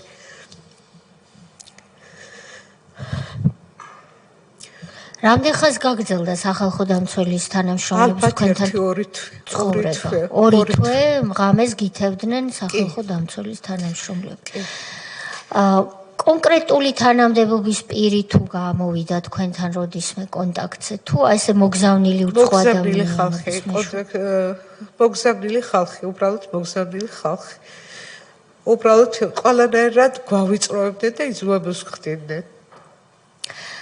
3 წლის თავზე კიდევ რო არ დამამწყეს ქალბატონეთია, კარებზე ზარი იყო და გავიხედე ეს ჩვეულებრივად გავაღე კარი დგას ახალგაზრდა გოგო ფორმით და ქალვაში.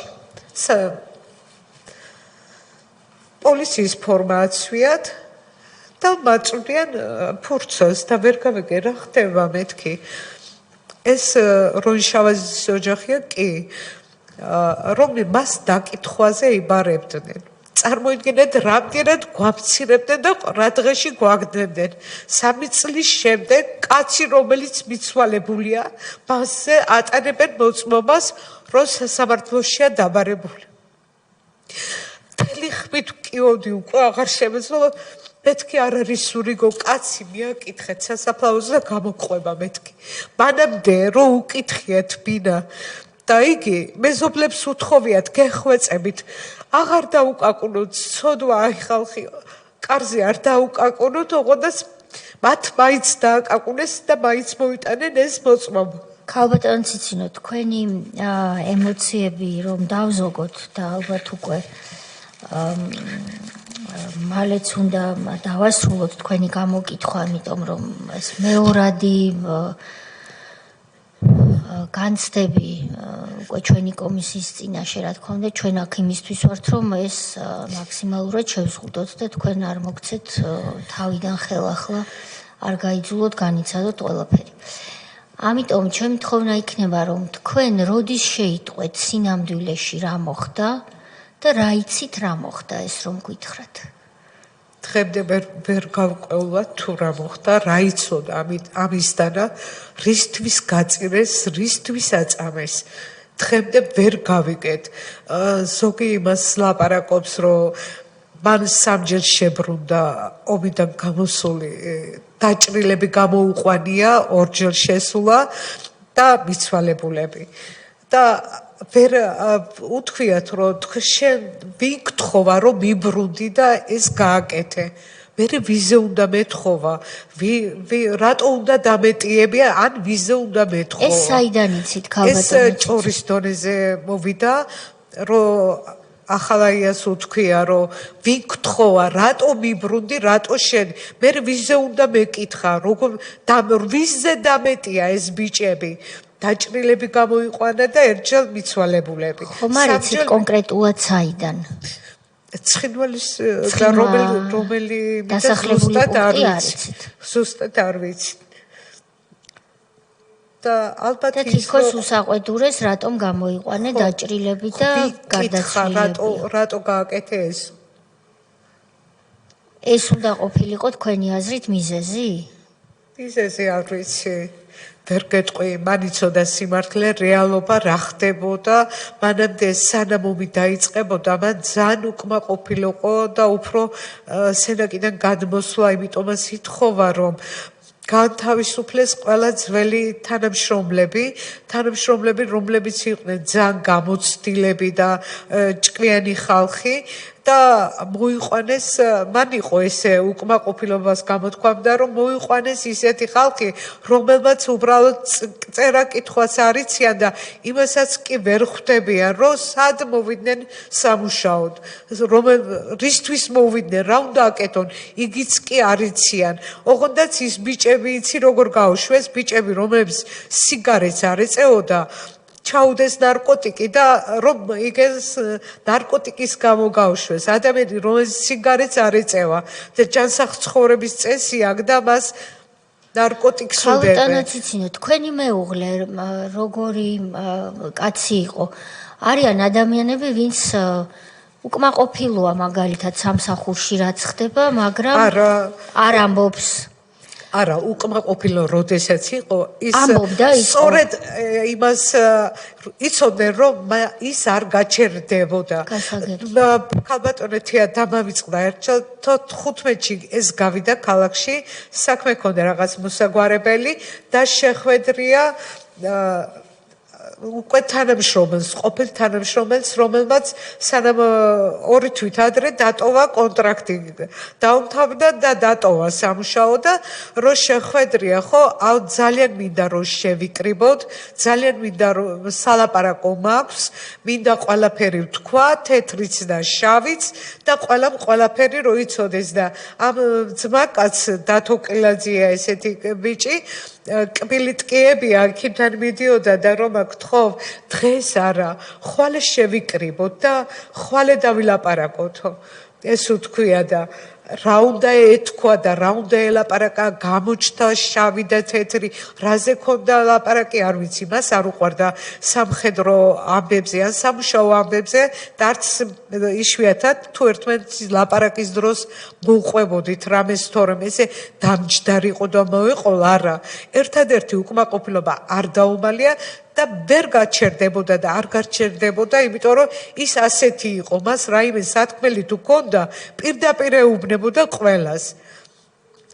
არ იყო ესეთი პირდაპირ ადამიანი. ძალიან პირდაპირ ადამიანი იყო, მას არ ერიდებოდა, ცუდად არ გამიგონდა, არც უფროსი, არც რამე.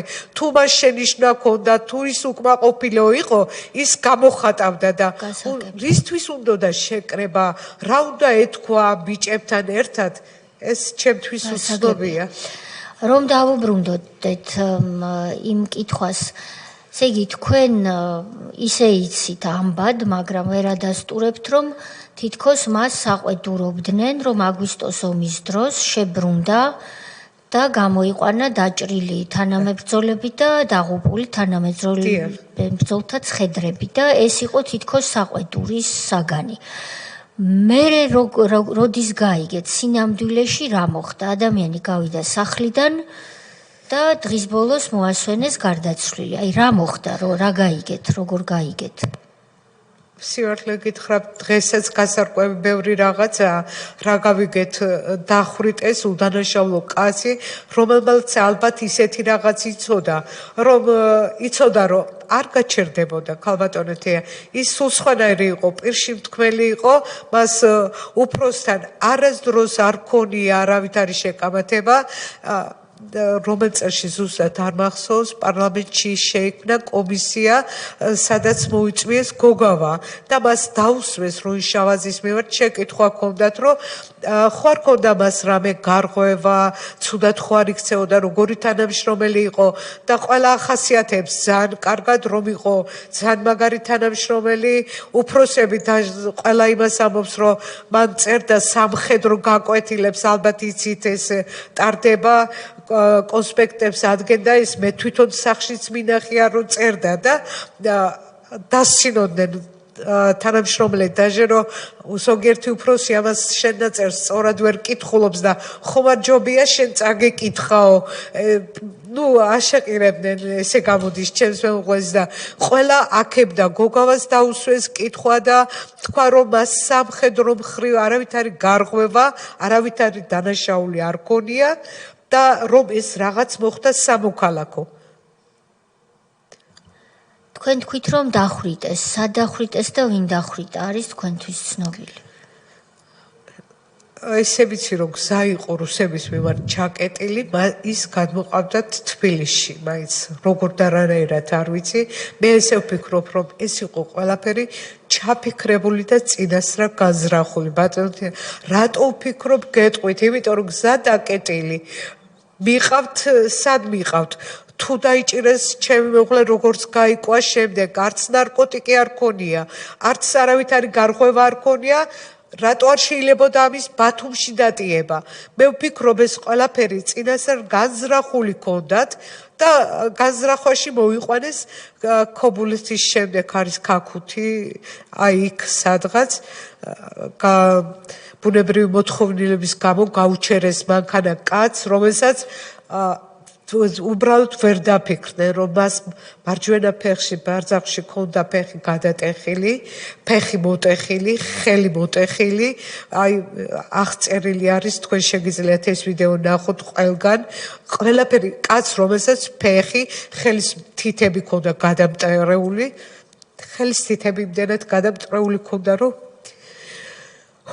ლეიკოთი დაუმაგრე ჩვენის ყავს ეკჭირა უბრალოდ ცხედარს თქვენ შეგიძლიათ არის ამის ვიდეო კადრები და ნახოთ ყველაფერი ეს მაგრამ მე ვფიქრობ ის იყო ყველაფერი დადგმული და წინასწარ განზრახული სამხედრო პირებმა დახვრიტეს? არა ასაგები ბათუმის თანამშრომლებმა კუდის თანამშრომლებმა უშიშროების თანამშრომლებმა აჭარის ავტონომიური რესპუბლიკის უშიშროების თანამშრომლებმა დახვრიტეს როინ შავაძე მე ვფიქრობ რომ ეს ყველაფერი დადგმული იყო ეს უკვე განაჩენი დამდგარია ძალიან ბევრი პირის მიმართ სამწუხარო ის არის რომ სანამ სტრასბურგის სასამართლომ არ მიგვითით ამ საქმის გამოძიება რატომღაც ვერ მოვკიდეთ ხელი ისე როგორც საჭირო იყო თუმცა მაინც ჯერ კიდე ამ ძველი 2008 წლის მოხსენებიდან სახალხო დამცველის მოხსენებიდან ბევრი რამე იყო დადგენილი მათ შორის თქვენი სიტყვებიც არის აქ რომ გაქცევას ცდილობდაო რომ უთხრეს ქალბატონი ცინეუბნება რომ როგორ შეიძლება ადამიანს რომელსაც ფეხი აქვს მოტეხილი ხელი აქვს მოტეხილი წამების კვალი ეთყობა იყო შეუერაღებელი თვალითაც ის გაქცევას ცდილობდესო 40 ტყვია აქვს მოხვედრილი 40-ვე წინამხრიდან შეუძლებელია ჯერჯერობით გაქცევის ცდილობა ის დროს როგორ შეიძლება წინამხრიდან კონდეს ტყვიები მოხვედრილი მეორე რატომ ეს ქაქუთი ეს არის დაახლოებით რომ წარმოვიდგეთ გური აჭარის საზღვარია ბათუმიდან თბილისისკენ მოვყავთ, რატომ წაიყვანეთ იქ? პასუხი იყო, რომ მაშინ როცა ჩვენ ვეკითხებოდით. თბილისში მოვყავდა. თბილისში წამოყვანა იყო შეუძლებელი, იმიტომ რომ შიდა ქართლი იყო მაშინ ოკუპირებული მთლიანად გორი, ხაშური, მეტიც სენაკშიც რუსეთის ჯარი იდგა.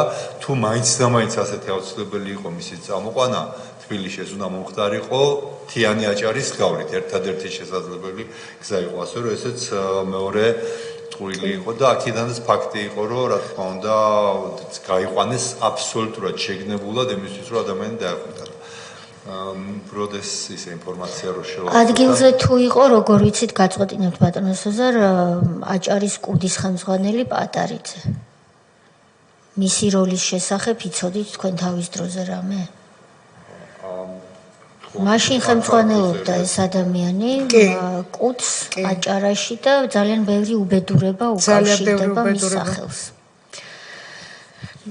ბატონო ბოდიშმოვთხოვ ჩემი ემოციის მუქარები უბრალოდ იმის მერე თუ ყოფილა განსაკუთრებით ხელისუფლება რო შეიცვალა. მუქარები ყოფილა ბატონო სეზარ და არის და გრძელდება დღემდე, ოღონდაც აი ყველაფერზე წამსვლელი ვარ, ყველაფერს გავაკეთებ იმისთვის, რომ ბოლომდე იყვნენ დამკვეთები დასჯილი, რომ მე დამიჭერია და მე მცოდნია მათი სახელგვარები, მე არ ვიცოდი მათი სახელი მკვლელების, პირდაპირ ვამბობ, მე არ ვიცოდი მკვლელების არც ერთი სახელი გვარი და საიდან უნდა მე თქვა მან დანაშაულებენ რომ მე დავაჭერინე უდანაშაულო ხალხი უბრალოდ ამას ვერ ხვდებიან რომ მათ ყველას დაუდგენ და ყველა მაღიარა რომ იყვნენ ადგილზე განახორციელეს დაჭერა და გაისროლეს და დამნაშავე მე ვყოფილ ვარ მე არავის სახელი გვარი არ დამისახელებია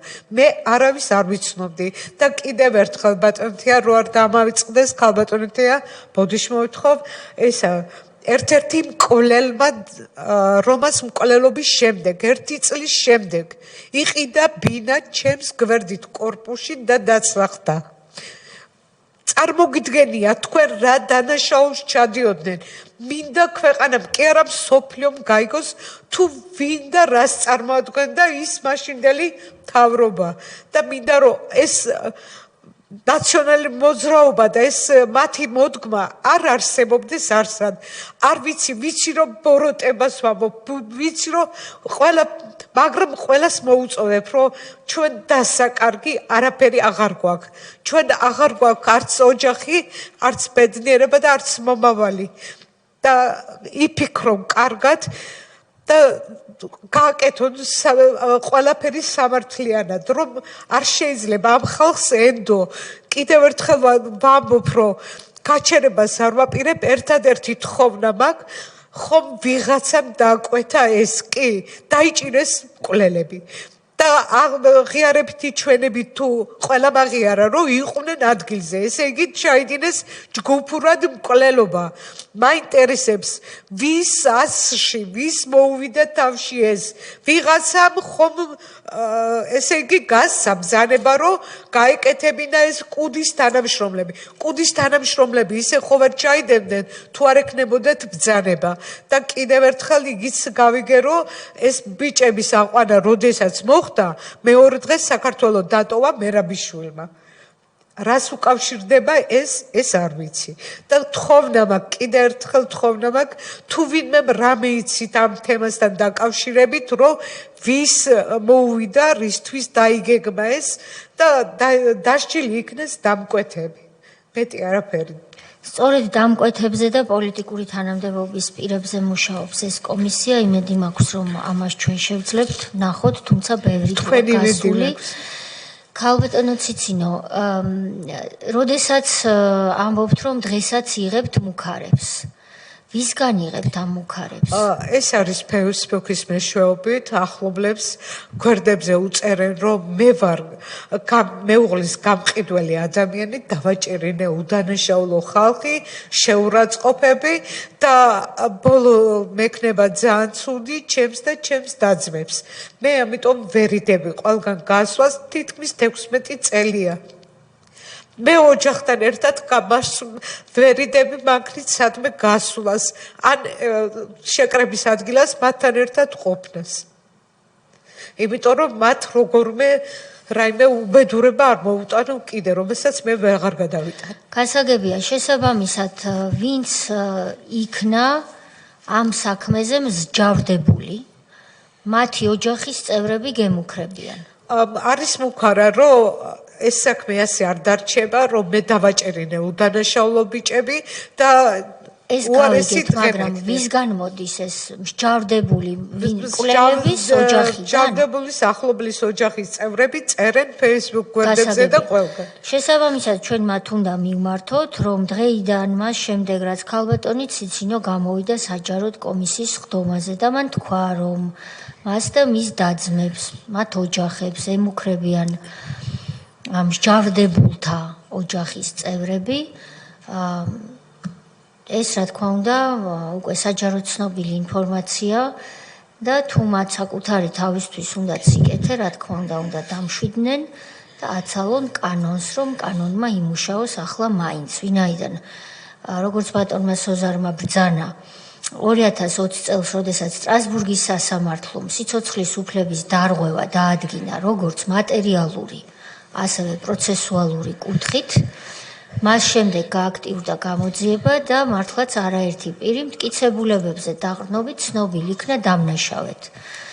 რას ნიშნავს მატერიალური დარღვევა? მატერიალური დარღვევა სიცოცხლის უფლების ნიშნავს, როცა სტრასბურგი ამას ამბობს, რომ პირი მოკლულია სახელმწიფოს ხელით.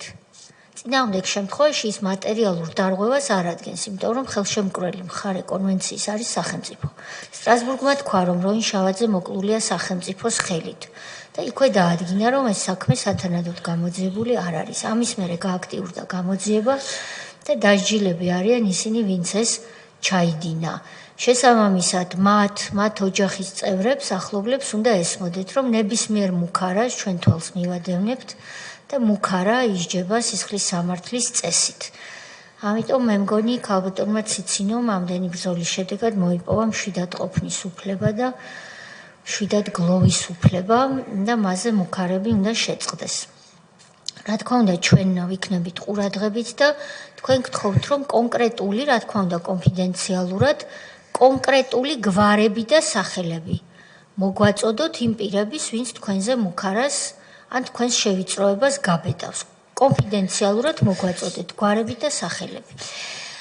რომ აღარ შეგაწუხოთ ზედმეტად, მე მაინტერესებს დამკვეთები ახსენეთ და ხომ არ გსმენიათ, ვინ შეიძლება ეს იყოს. ახლა ახსენეთ, თუმცა იქ ორი ძმა იყო, რომელიც ერთმანეთს ეჯიბრებოდა, რომელი უფრო მეტ სიბინძურეს ჩაიდენდა, რომელს გულისხმობდით. და მეორე კითხვა მაქვს, როდესაც თქვენი ეს დიდი უბედურება დატრიალდა ოჯახში, რომელიმე სამხედრო მეთაური, გენერალი, ხელმძღვანელი პირი, ან არასამხედრო, მაგრამ თავდაცვის სისტემის წარმომადგენელი, ვინმე თუ მოვიდა თქვენთან და სამძიმარი გითხრათ? არავინ დღემდე არავის არაფერი არ უთქვია, რაზედაც ძალიან დიდი გული მტკივა. უბრალოდ თანადგომას გამოხატავდნენ თანამშრომლები, ტელეფონით მეკონტაქტებოდნენ და ბუდიშ მოითხოვდნენ და ქალბატონეთია რო გითხრათ, რომ მე მწყინს მათი ვერ გეტყვი, იმიტომ რომ თქვენ ვერ წარმოიდგენთ რა წნეხი და რა საშინელება იყო იმ დროს. პირდაპირ ნაწილში მივიდნენ და გააფრთხილეს. თუ ვინმე რომელიმე გაბედავდა და ჩემს გვერდით დადგებოდა, მიცვალებულს პატივს მიაგებდა, როინშავაძეზე უფრო უარესი დღე მოელოდათ. გული მტკივა, რა თქმა უნდა, მაგრამ ვერ ვიტყვი, რომ მე მათზე ნაწყენი ვარ, იმიტომ რომ სიცოცხლე და ოჯახი ყველაფერია. თქვენ იცით, ალბათ წარმოიდგინეთ, კი, რა თქმა უნდა, თანამშრომელი, რა თქმა უნდა, ყველა კარგია, მაგრამ ვერ გაწირა სულს და ყველაფერს, როდესაც გაფრთხილებენ, თუ შენ იქ მიხვალ, შენ დაგსჯიან და მოგკლავენ. ქალბატონო ციცინო, მოდით მე კითხვას დაგისვამთ, თქვენ იცით, რომ არ გაქვთ უფლება არ გამცეთ პასუხი, ასეთია კანონი. თუ გნებავთ საჯაროდ მიპასუხეთ, რაც კარგი იქნებოდა, თუ არა და ყოველ შემთხვევაში შემდეგ გვიპასუხეთ წერილობით, მაინც იმიტომ რომ კომისიისთვის ამ კითხვაზე პასუხი ძალიან მნიშვნელოვანია. მე ასე ვიცი თითქოს რომ თქვენი მეუღლე ან და თქვენ ფლობდით აგვისტოს ომთან დაკავშირებით რაღაც დოკუმენტს, რომელსაც თქვენ დიდხანს ჩუმად ინახავდით. ეს არასწორად ვიცი თუ დოკუმენტი არ იყო, ეს იყო რომ იყო სამხედრო მზვერავი, ამაში დასამალი არც არაფერი არ არის. მას ჰქონდა როკა ისეთი როგორ მოქმედებდა სამხედროები მანამდე, რა ინფორმაციას ფლობდნენ, სად რანაირად, რომელიც დოკუმენტი უпроსტად გადავაგდეთ და დავხიე მე თვითონ რომ არ ყოფილიყო რაიმე საბაბი და ცუდი გაგრძელება არ მოყოლოდა. ეს დოკუმენტი მას სახლში დარჩა. სახლში არ დარჩა, ამით მუშაობდა მან, ხო წერდნენ გაკვეთილებს და რაღაცებს, ეს არის სამხედრო გაკვეთილების ცხრილი რუკა და არა ის დოკუმენტი რომ მას რაიმე დოკუმენტი ჰქონდა. ეს არ იყო მნიშვნელოვანი. ეს არ იყო მნიშვნელოვანი, ეს იყო ქვია მას სამხედრო რუკა, რომელთაც მუშაობს სამხედროები, სამხედრო გაკვეთილებს, თუ იარაღის რა ტრაექტორია, როგორანაირად, ეს იყო ეს დოკუმენტი და სხვა რაფერი. ეს სახში ქონდა პედაგოგიური სამუშაოსთვის და თქვენ მერე შეგეშინდათ. და შემეშინდა, მე ვერ გავიგე, მე რომ ნახე და დავასკვენით, ეს იყო ეს რუკა რომელიც სამხედრო რუკა ქვია სწავლებისთვის. შეშინებულმა გადააგდეთ ეს. მისი ეს გაკვეთილები თუ გაქვთ შენახული? არა, ეს ეკნებათ სენაკის უფროსობას. სახლში არ დარჩენილა. სახლში არ დარჩენილა, იმიტომ რომ წაიღო, როდესაც სამუშაოზე მიდიოდა, მას მიქონდა ეს დიდი სქელი რვეული წიგნივით იყო და მას ატარებდა და გაქონდა და მას არ ქონია. შესაბამისად, თქვენ იმდენად შეშინებული იყავით, რომ ნებისმიერი დოკუმენტი, რაც მას დარჩა, ყველაფერი გაანადგურეთ. კი, ქალბატონეთია, ისიც კითხვეს, რომ ის ნარკოტიკები ქონდა ჯიბეში, რომელიც არის არ შეესაბამება სიმართლეს დამტკიცდა, რომ არავითარი ეს დამტკიცებულია, რომ მას არ ქონია. თუ იმდენად ყალბი და იმდენად საშინელი ხალხი იყო, შეიძლება მართლა კილოობით ქონდა ეს სახში. რატო არ ჩატარდა ჩხრეკა? რატო არ მოვიდა? ეს იყო ყველაფერი დადგმული სპექტაკლი და ყველა უბრალოდ თვალითაც რო შეხედო ყველა საზოგადოებისთვის რო განმარტოთ, ის უკვე დადგენილია, კანონით დადგენილი წესით, რომ მას არავითარი ნარკოტიკი არ ქონია. არ ეს ადამიანი წაიყვანეს და სახელმწიფო მოკლა. რაც შეეხება ამ ინფორმაციას და დოკუმენტებს, მეცით რას გულისხმობ, რომ ასე არის ცნობილი თითქოს, რომ მან აგვისტოს ომთან დაკავშირებით იცოდა გარკვეული რაღაცები იმ ხარვეზებზე, რაც დაუშვა სახელმწიფომ პოლიტიკური თანამდებობის პირებმა, ვინც სამხედრო ცოდნა და სამხედროები, მათი სიცოცხლეები არასწორად გამოიყენა რუსეთთან ომის დროს. და რომ მას ჰქონდა ამის შესახებ ინფორმაცია, თვითმხილველიც იყო და რომ ეს ვერ აპატიეს. რამდენად ეთანხმებით თქვენ ამ პოზიციას? სრულიად ვეთანხმები, ქალბატონეთია. რა გაფიქრებინებთ ამას? მე ვფიქრობ, რომ ძალიან უკმაყოფილო იყო უფროსობით, რომ მიატოვა ჯარი, მიატოვა მთავარ სარდალმა. დატოვეს უგზო უკვე. ამას ამბობდა, არც მალავდა, ამბობდა და სახლში ამბობდა თუ გარეთაც ამბობდა. გარეთაც უთქვია და ალბათ სად უთქვამს გარეთეს? თუ გინდი იმასთან ყოფილ თანამშრომელთან, იმასთან უთხრა, იგივე დათოკლაძესთანაც თქვა, რომ არ იყო ის თანასწორი უფლება და დატოვეს სამხედროებმა, უფროსებმა ადგილები დატოვეს და გარბოდნენ, ვისაც გარბოდა არ იცოდნენ, უბრალოდ გაწირეს ხალხი. გაწირეს ბიჭები. ამას ამბობდა, არც მალავდა. ამისთვის ხომ არ დასაჯეს? შეიძლებაც. მე უფრო სწორად მაგას ვფიქრობდი ყველაფერს, რომ ამისთვისაც დასაჯეს. იცოდნენ, რომ რომა არ გაჩერდებოდა. ხო იცოდნენ მისი ხასიათი, არ იყო ის 1 წლის და 2 წლის ნამუშევარი. მთელი სიცოცხლე მუშაობდა სამხედრო რომელი სისტემაში. ასაკიდან მუშაობდა სამხედრო სისტემაში? რა ასაკის იყო სამხედრო სისტემაში რომ? ალბათ 18 წლიდან ჯარიდან რო დააბრუნდა და იმის შემდეგ, ხო? დაახლოებით 20 წელი ემსახურა ქართულ ჯარს. და სახელმწიფო მადლობის ნაცვლად სააკაშვილის და თეიმურაზ პატარიძის ტვინში მოიხარჯა სავარაუდოდ რომ ამერიკის იგი აქ პენტაგონის დასკვნის თარის ყველაფერი რო სიგელი აქვს მიღებული და ძალიან თანამშრომელი იყო და ჩემ საქართველოს პატივი მიაგო და დახვრიტა უდანაშაულო მეუღლე. ბატონო სოზარ გისმენთ.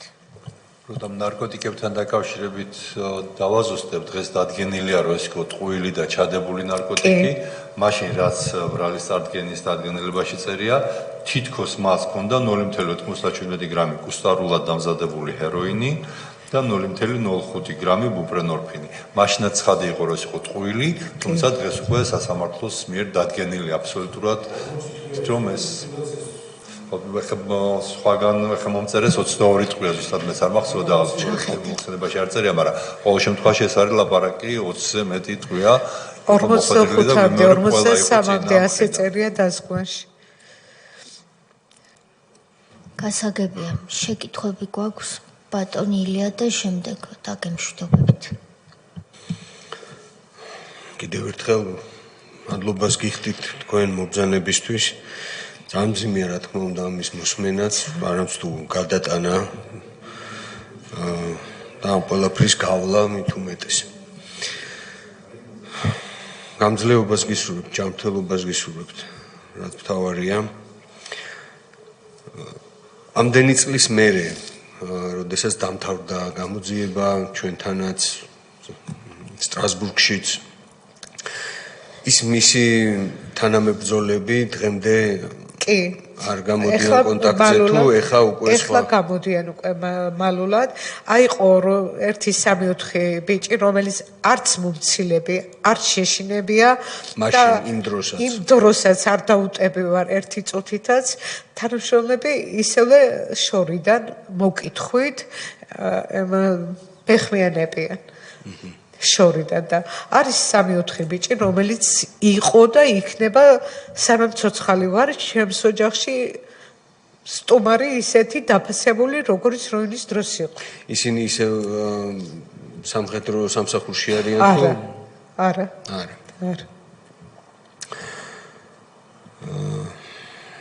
და ერთი კითხვა მაინტერესებდა კიდე. ეს გამოძიება მაშინ როცა შსსმ ჩაატარა თუ პროკურატურა? მაშინ შესაძლოა და ახლა პროკურატურა. გასაგები. რომელსაც ვიტყვი, უღრმეს მადლობას ვეტყვი პროკურატურას, იმიტომ რომ ყველა მასალა თითქმის ყველაფერი იყო გაყალბებული, წაშლილი, საერთოდ არაფერი შეიძლება ვთქვათ, საერთოდ არაფერი არ არსებობდა. ყველაფერი იყო გაფუჭებული და გაუქმებული, რომ არ გასულიყო. როგორმე რაღაცა არ დარჩენილიყო რამეს აბუთი. ბატონო როგორმე რამე საბუთი სიმართლის კი არ იყო არავითარი ნაპერწკალი და შეუძლებელი გააკეთეს და იშრომეს. რომელ წლებში მოხდა ეს ქალოთა? ეს ეხლა 2020-ის შემდეგ? ხო, კი. აღადგინა პროკურატურამ მტკიცებულებები. და რომელსაც მე იმედი მქონდა რომ ოდესმე სიმართლე დადგებოდა და ყველაფერი და დღესაც არ კარგავ იმედს რომ ალბათ ის დამკვეთები ვინც იყო ეგენის დასჯელი იქნებია. ბატონო რაც შეეხება ბატონ ილიას შეკითხვას, მართლაც ამ საქმეს თავიდან ეს კი კონსტიტუციური უსაფრთხოების სამსახური მაშინ ეკუთვნოდა შინაგან საქმეთა სამინისტროს და როდესაც კონსტიტუციური უსაფრთხოების სამსახურის თანამშრომლებმა მოკლეს როინ შავაძე, მათ წინააღმდეგ ამ საქმის გამოძიება დაიწყო შინაგან საქმეთა სამინისტრომ. ამის გამო დაადგინა დარღვევა სხვებს შორის სტრასბურგის სასამართლომ, იმიტომ რომ ეს ნებისმიერ სტუდენტსაც კი მოეხსენება, რომ არავითარ შემთხვევაში არ შეიძლება ერთი ადამიანი რომ დანაშაულს ჩაიდენს, მანვე გამოიძიოს მის წინააღმდეგ საქმე. მაგრამ იგივე გაკეთდა გირგვლიანის საქმეზე, როდესაც დათა ახალაიამ ფიგურირებდა გირგვლიანის საქმეში როგორც ერთ-ერთი მონაწილე და შემდეგ ისევ დათახალაია იძიებდა საქმეს თავიდან, რომ რასაც იურისტები ვეძახით, საქმე გაფუჭებულიყო, რომ მტკიცებულებას რომ გაანადგურებ ან სხვაგვარად წაიყვან გამოძიების მიმართულებას, შემდეგ ძალიან ძნელია, რომ ის საქმე შემოტრიალდეს. მადლობა მართლაც პროკურატურას, თუ კი თქვენ ამბობთ, რომ ამ საქმის შემოტრიალება მათ ბოლო წლებში შეძლეს. ქალბატონო ციცინო, ჩვენ აღარ დაგისვამთ შეკითხვებს, ძალიან მძიმე საათი და წუთები გაიარეთ თქვენ დღეს ჩვენს წინაშე. მაგრამ იმეც გამოვთქვამ, რომ თქვენთვის ჩვეული გაბედულებით, თქვენ გააგრძელებთ ჩვენთან თანამშრომლობას, იმიტომ რომ ჩვენ დასკვნის შედგენისას დაგვჭირდება კიდევ თქვენთან უკვე არა სხდომის ფორმატში, არამედ სხვა კონტაქტი და კიდევ ერთხელ მინდა ხმამაღლა ვთქვა, რომ ჩვენ შევთანხმდით ამ სხდომის განმავლობაში, რომ თქვენი დედმამიშვილები, მათი შვილები, ოჯახები მოგვაწვდით ხოლმე რეგულარულად გვარებს და სახელებს იმ ადამიანების, ვინც თქვენ გემუქრებიან და კომისია მუდმივად იქნება საქმის კურსში, იქნება ეს დღე, იქნება ეს ღამე, სამდივნოს ნომერი თქვენ გაქვთ, მაშინვე შეგვატყობინეთ, ვინაიდან თქვენ ახლა მაინც დაიმსახურეთ, რომ იყოთ დაცულები და გააგრძელოთ შეძლების დაგვარად მშვიდად ცხოვრება და რაც მთავარია ადამიანს აქვს მშვიდად გლოვის უფლება. ეს წერია სტრასბურგის სასამართლოს პრეცედენტებში არაერთ საქმეზე, სადაც სხვადასხვა ქვეყანაში მოკლავდნენ ადამიანს და შემდეგ სახელმწიფო ცხედარს არ უბრუნებდა და მაშინ შემუშავდა პრეცედენტი, სადაც ითქვა, რომ ადამიანის უფლებებს შორის შედის გლოვის უფლებაც, რომ ადამიანმა საკუთარი ცხედარი ღირსეულ პირობებში დაიტიროს, როგორც ხედავთ თქვენ შემთხვევაში ეს უფლებაც კი იქნა დარღვეული, როდესაც არ მოგცეს გლოვის უფლება. დიდი მადლობა.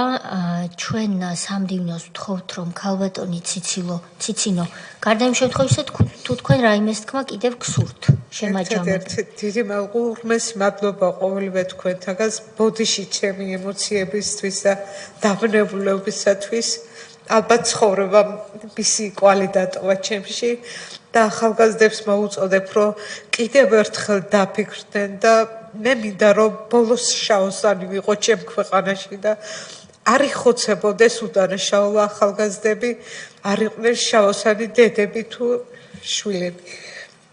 განსაკუთრებით ისინი, ვინც სამხედრო ფორმაში ემსახურება სამშობლოს და გაწირეს ისინიც კი სააკაშვილის მეთაურობით. დიდი მადლობა. სამდივნოს ვთხოვ, რომ გაგაცილოთ. და თუ შეიძლება რომ ნინო, ქალბატონო ნინო, მოსაცდელში რომ სანამ დამშვიდდება, მან იყოს ქალბატონი ციცინო. მეგობრებო, ჩვენ პირველი ნაწილის სხდომის ამოვწურეთ ამითი, ასე ხომ არ დავიგეგმოთ, რომ ჩვენ სხდომა განვაახლოთ 3-ის ნახევარზე, მანამდე არის სხვადასხვა რამ დაგეგმილი პარლამენტში და 3-ის ნახევარზე შევიკრიბებით და სხდომა გაგრძელდება საქართველოს ტექნიკური უნივერსიტეტის ქონებრივი უფლებების დარღვევის უხეშ ფაქტებთან დაკავშირებით ვიმსჯელებთ. საზოგადოება მიცის, მაგრამ ვინც არ იცის მათთვის რომ განმარტოთ 2003-2012 წლებში მაშინდელმა პრეზიდენტმა მიხეილ სააკაშვილმა, რომელიც დიდი იმედი მაქვს, რომ თავისუფლების აღკვეთის ადგილას სწორ არხზე აქვს ჩართული და გვისმენს, საკუთარ დედას, ქალბატონ გიული ალასანიას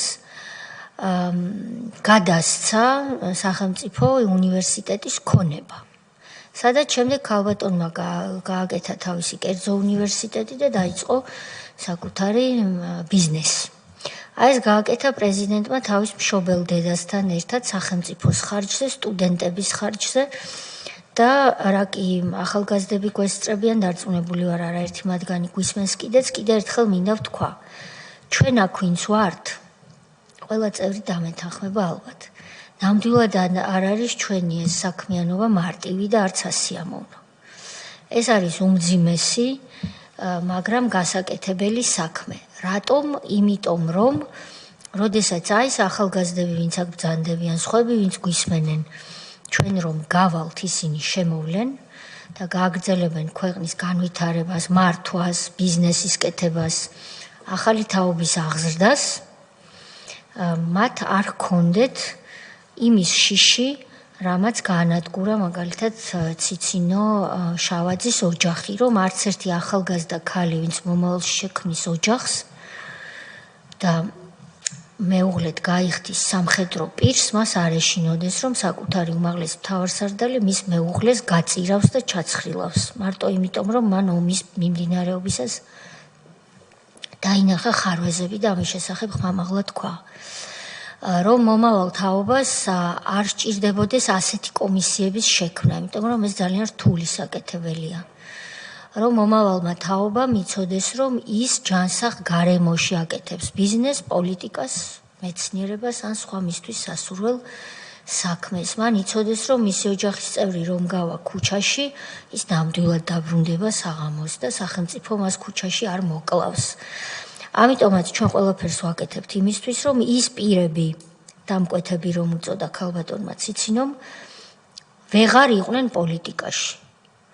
ასე იყო თავის დროზე გერმანიაში, როდესაც გერმანიამ გაანალიზა ის, რაც მოხდა მათ ქვეყანაში და ფაშისტებს აუკრძალა და ფაშისტურ ორგანიზაციებს პოლიტიკაში მონაწილეობა. ეს ჩვენ არ გამოგვიგონია, ამის მაგალითები სხვებიც არსებობს და ჩვენ ამას ვცდილობთ, რომ ვაკეთოთ. მართალია ეს არ არის სრულფასოვანი სასამართლო პროცესი, მაგრამ ეს არის საგამოძიებო ორგანო და ჩვენ იმედი მაქვს, რომ შევძლებთ უკვე, როცა დაგვიკმაყოფილდება და თუ დაგვიკმაყოფილდება, ის დიდი იმედი მაქვს, ერთი თვით გაგრძელება ჩვენი მანდატის კიდევ უფრო სრულფასოვნად მუშაობას. რა თქმა უნდა, სხდომის მეორე ნაწილზეც თუ თქვენ გეცლებათ სტუდენტებს, სტაჟიორებს სამის ნახევარზე გაქვთ უფლება, რომ სხდომას დაესწროთ.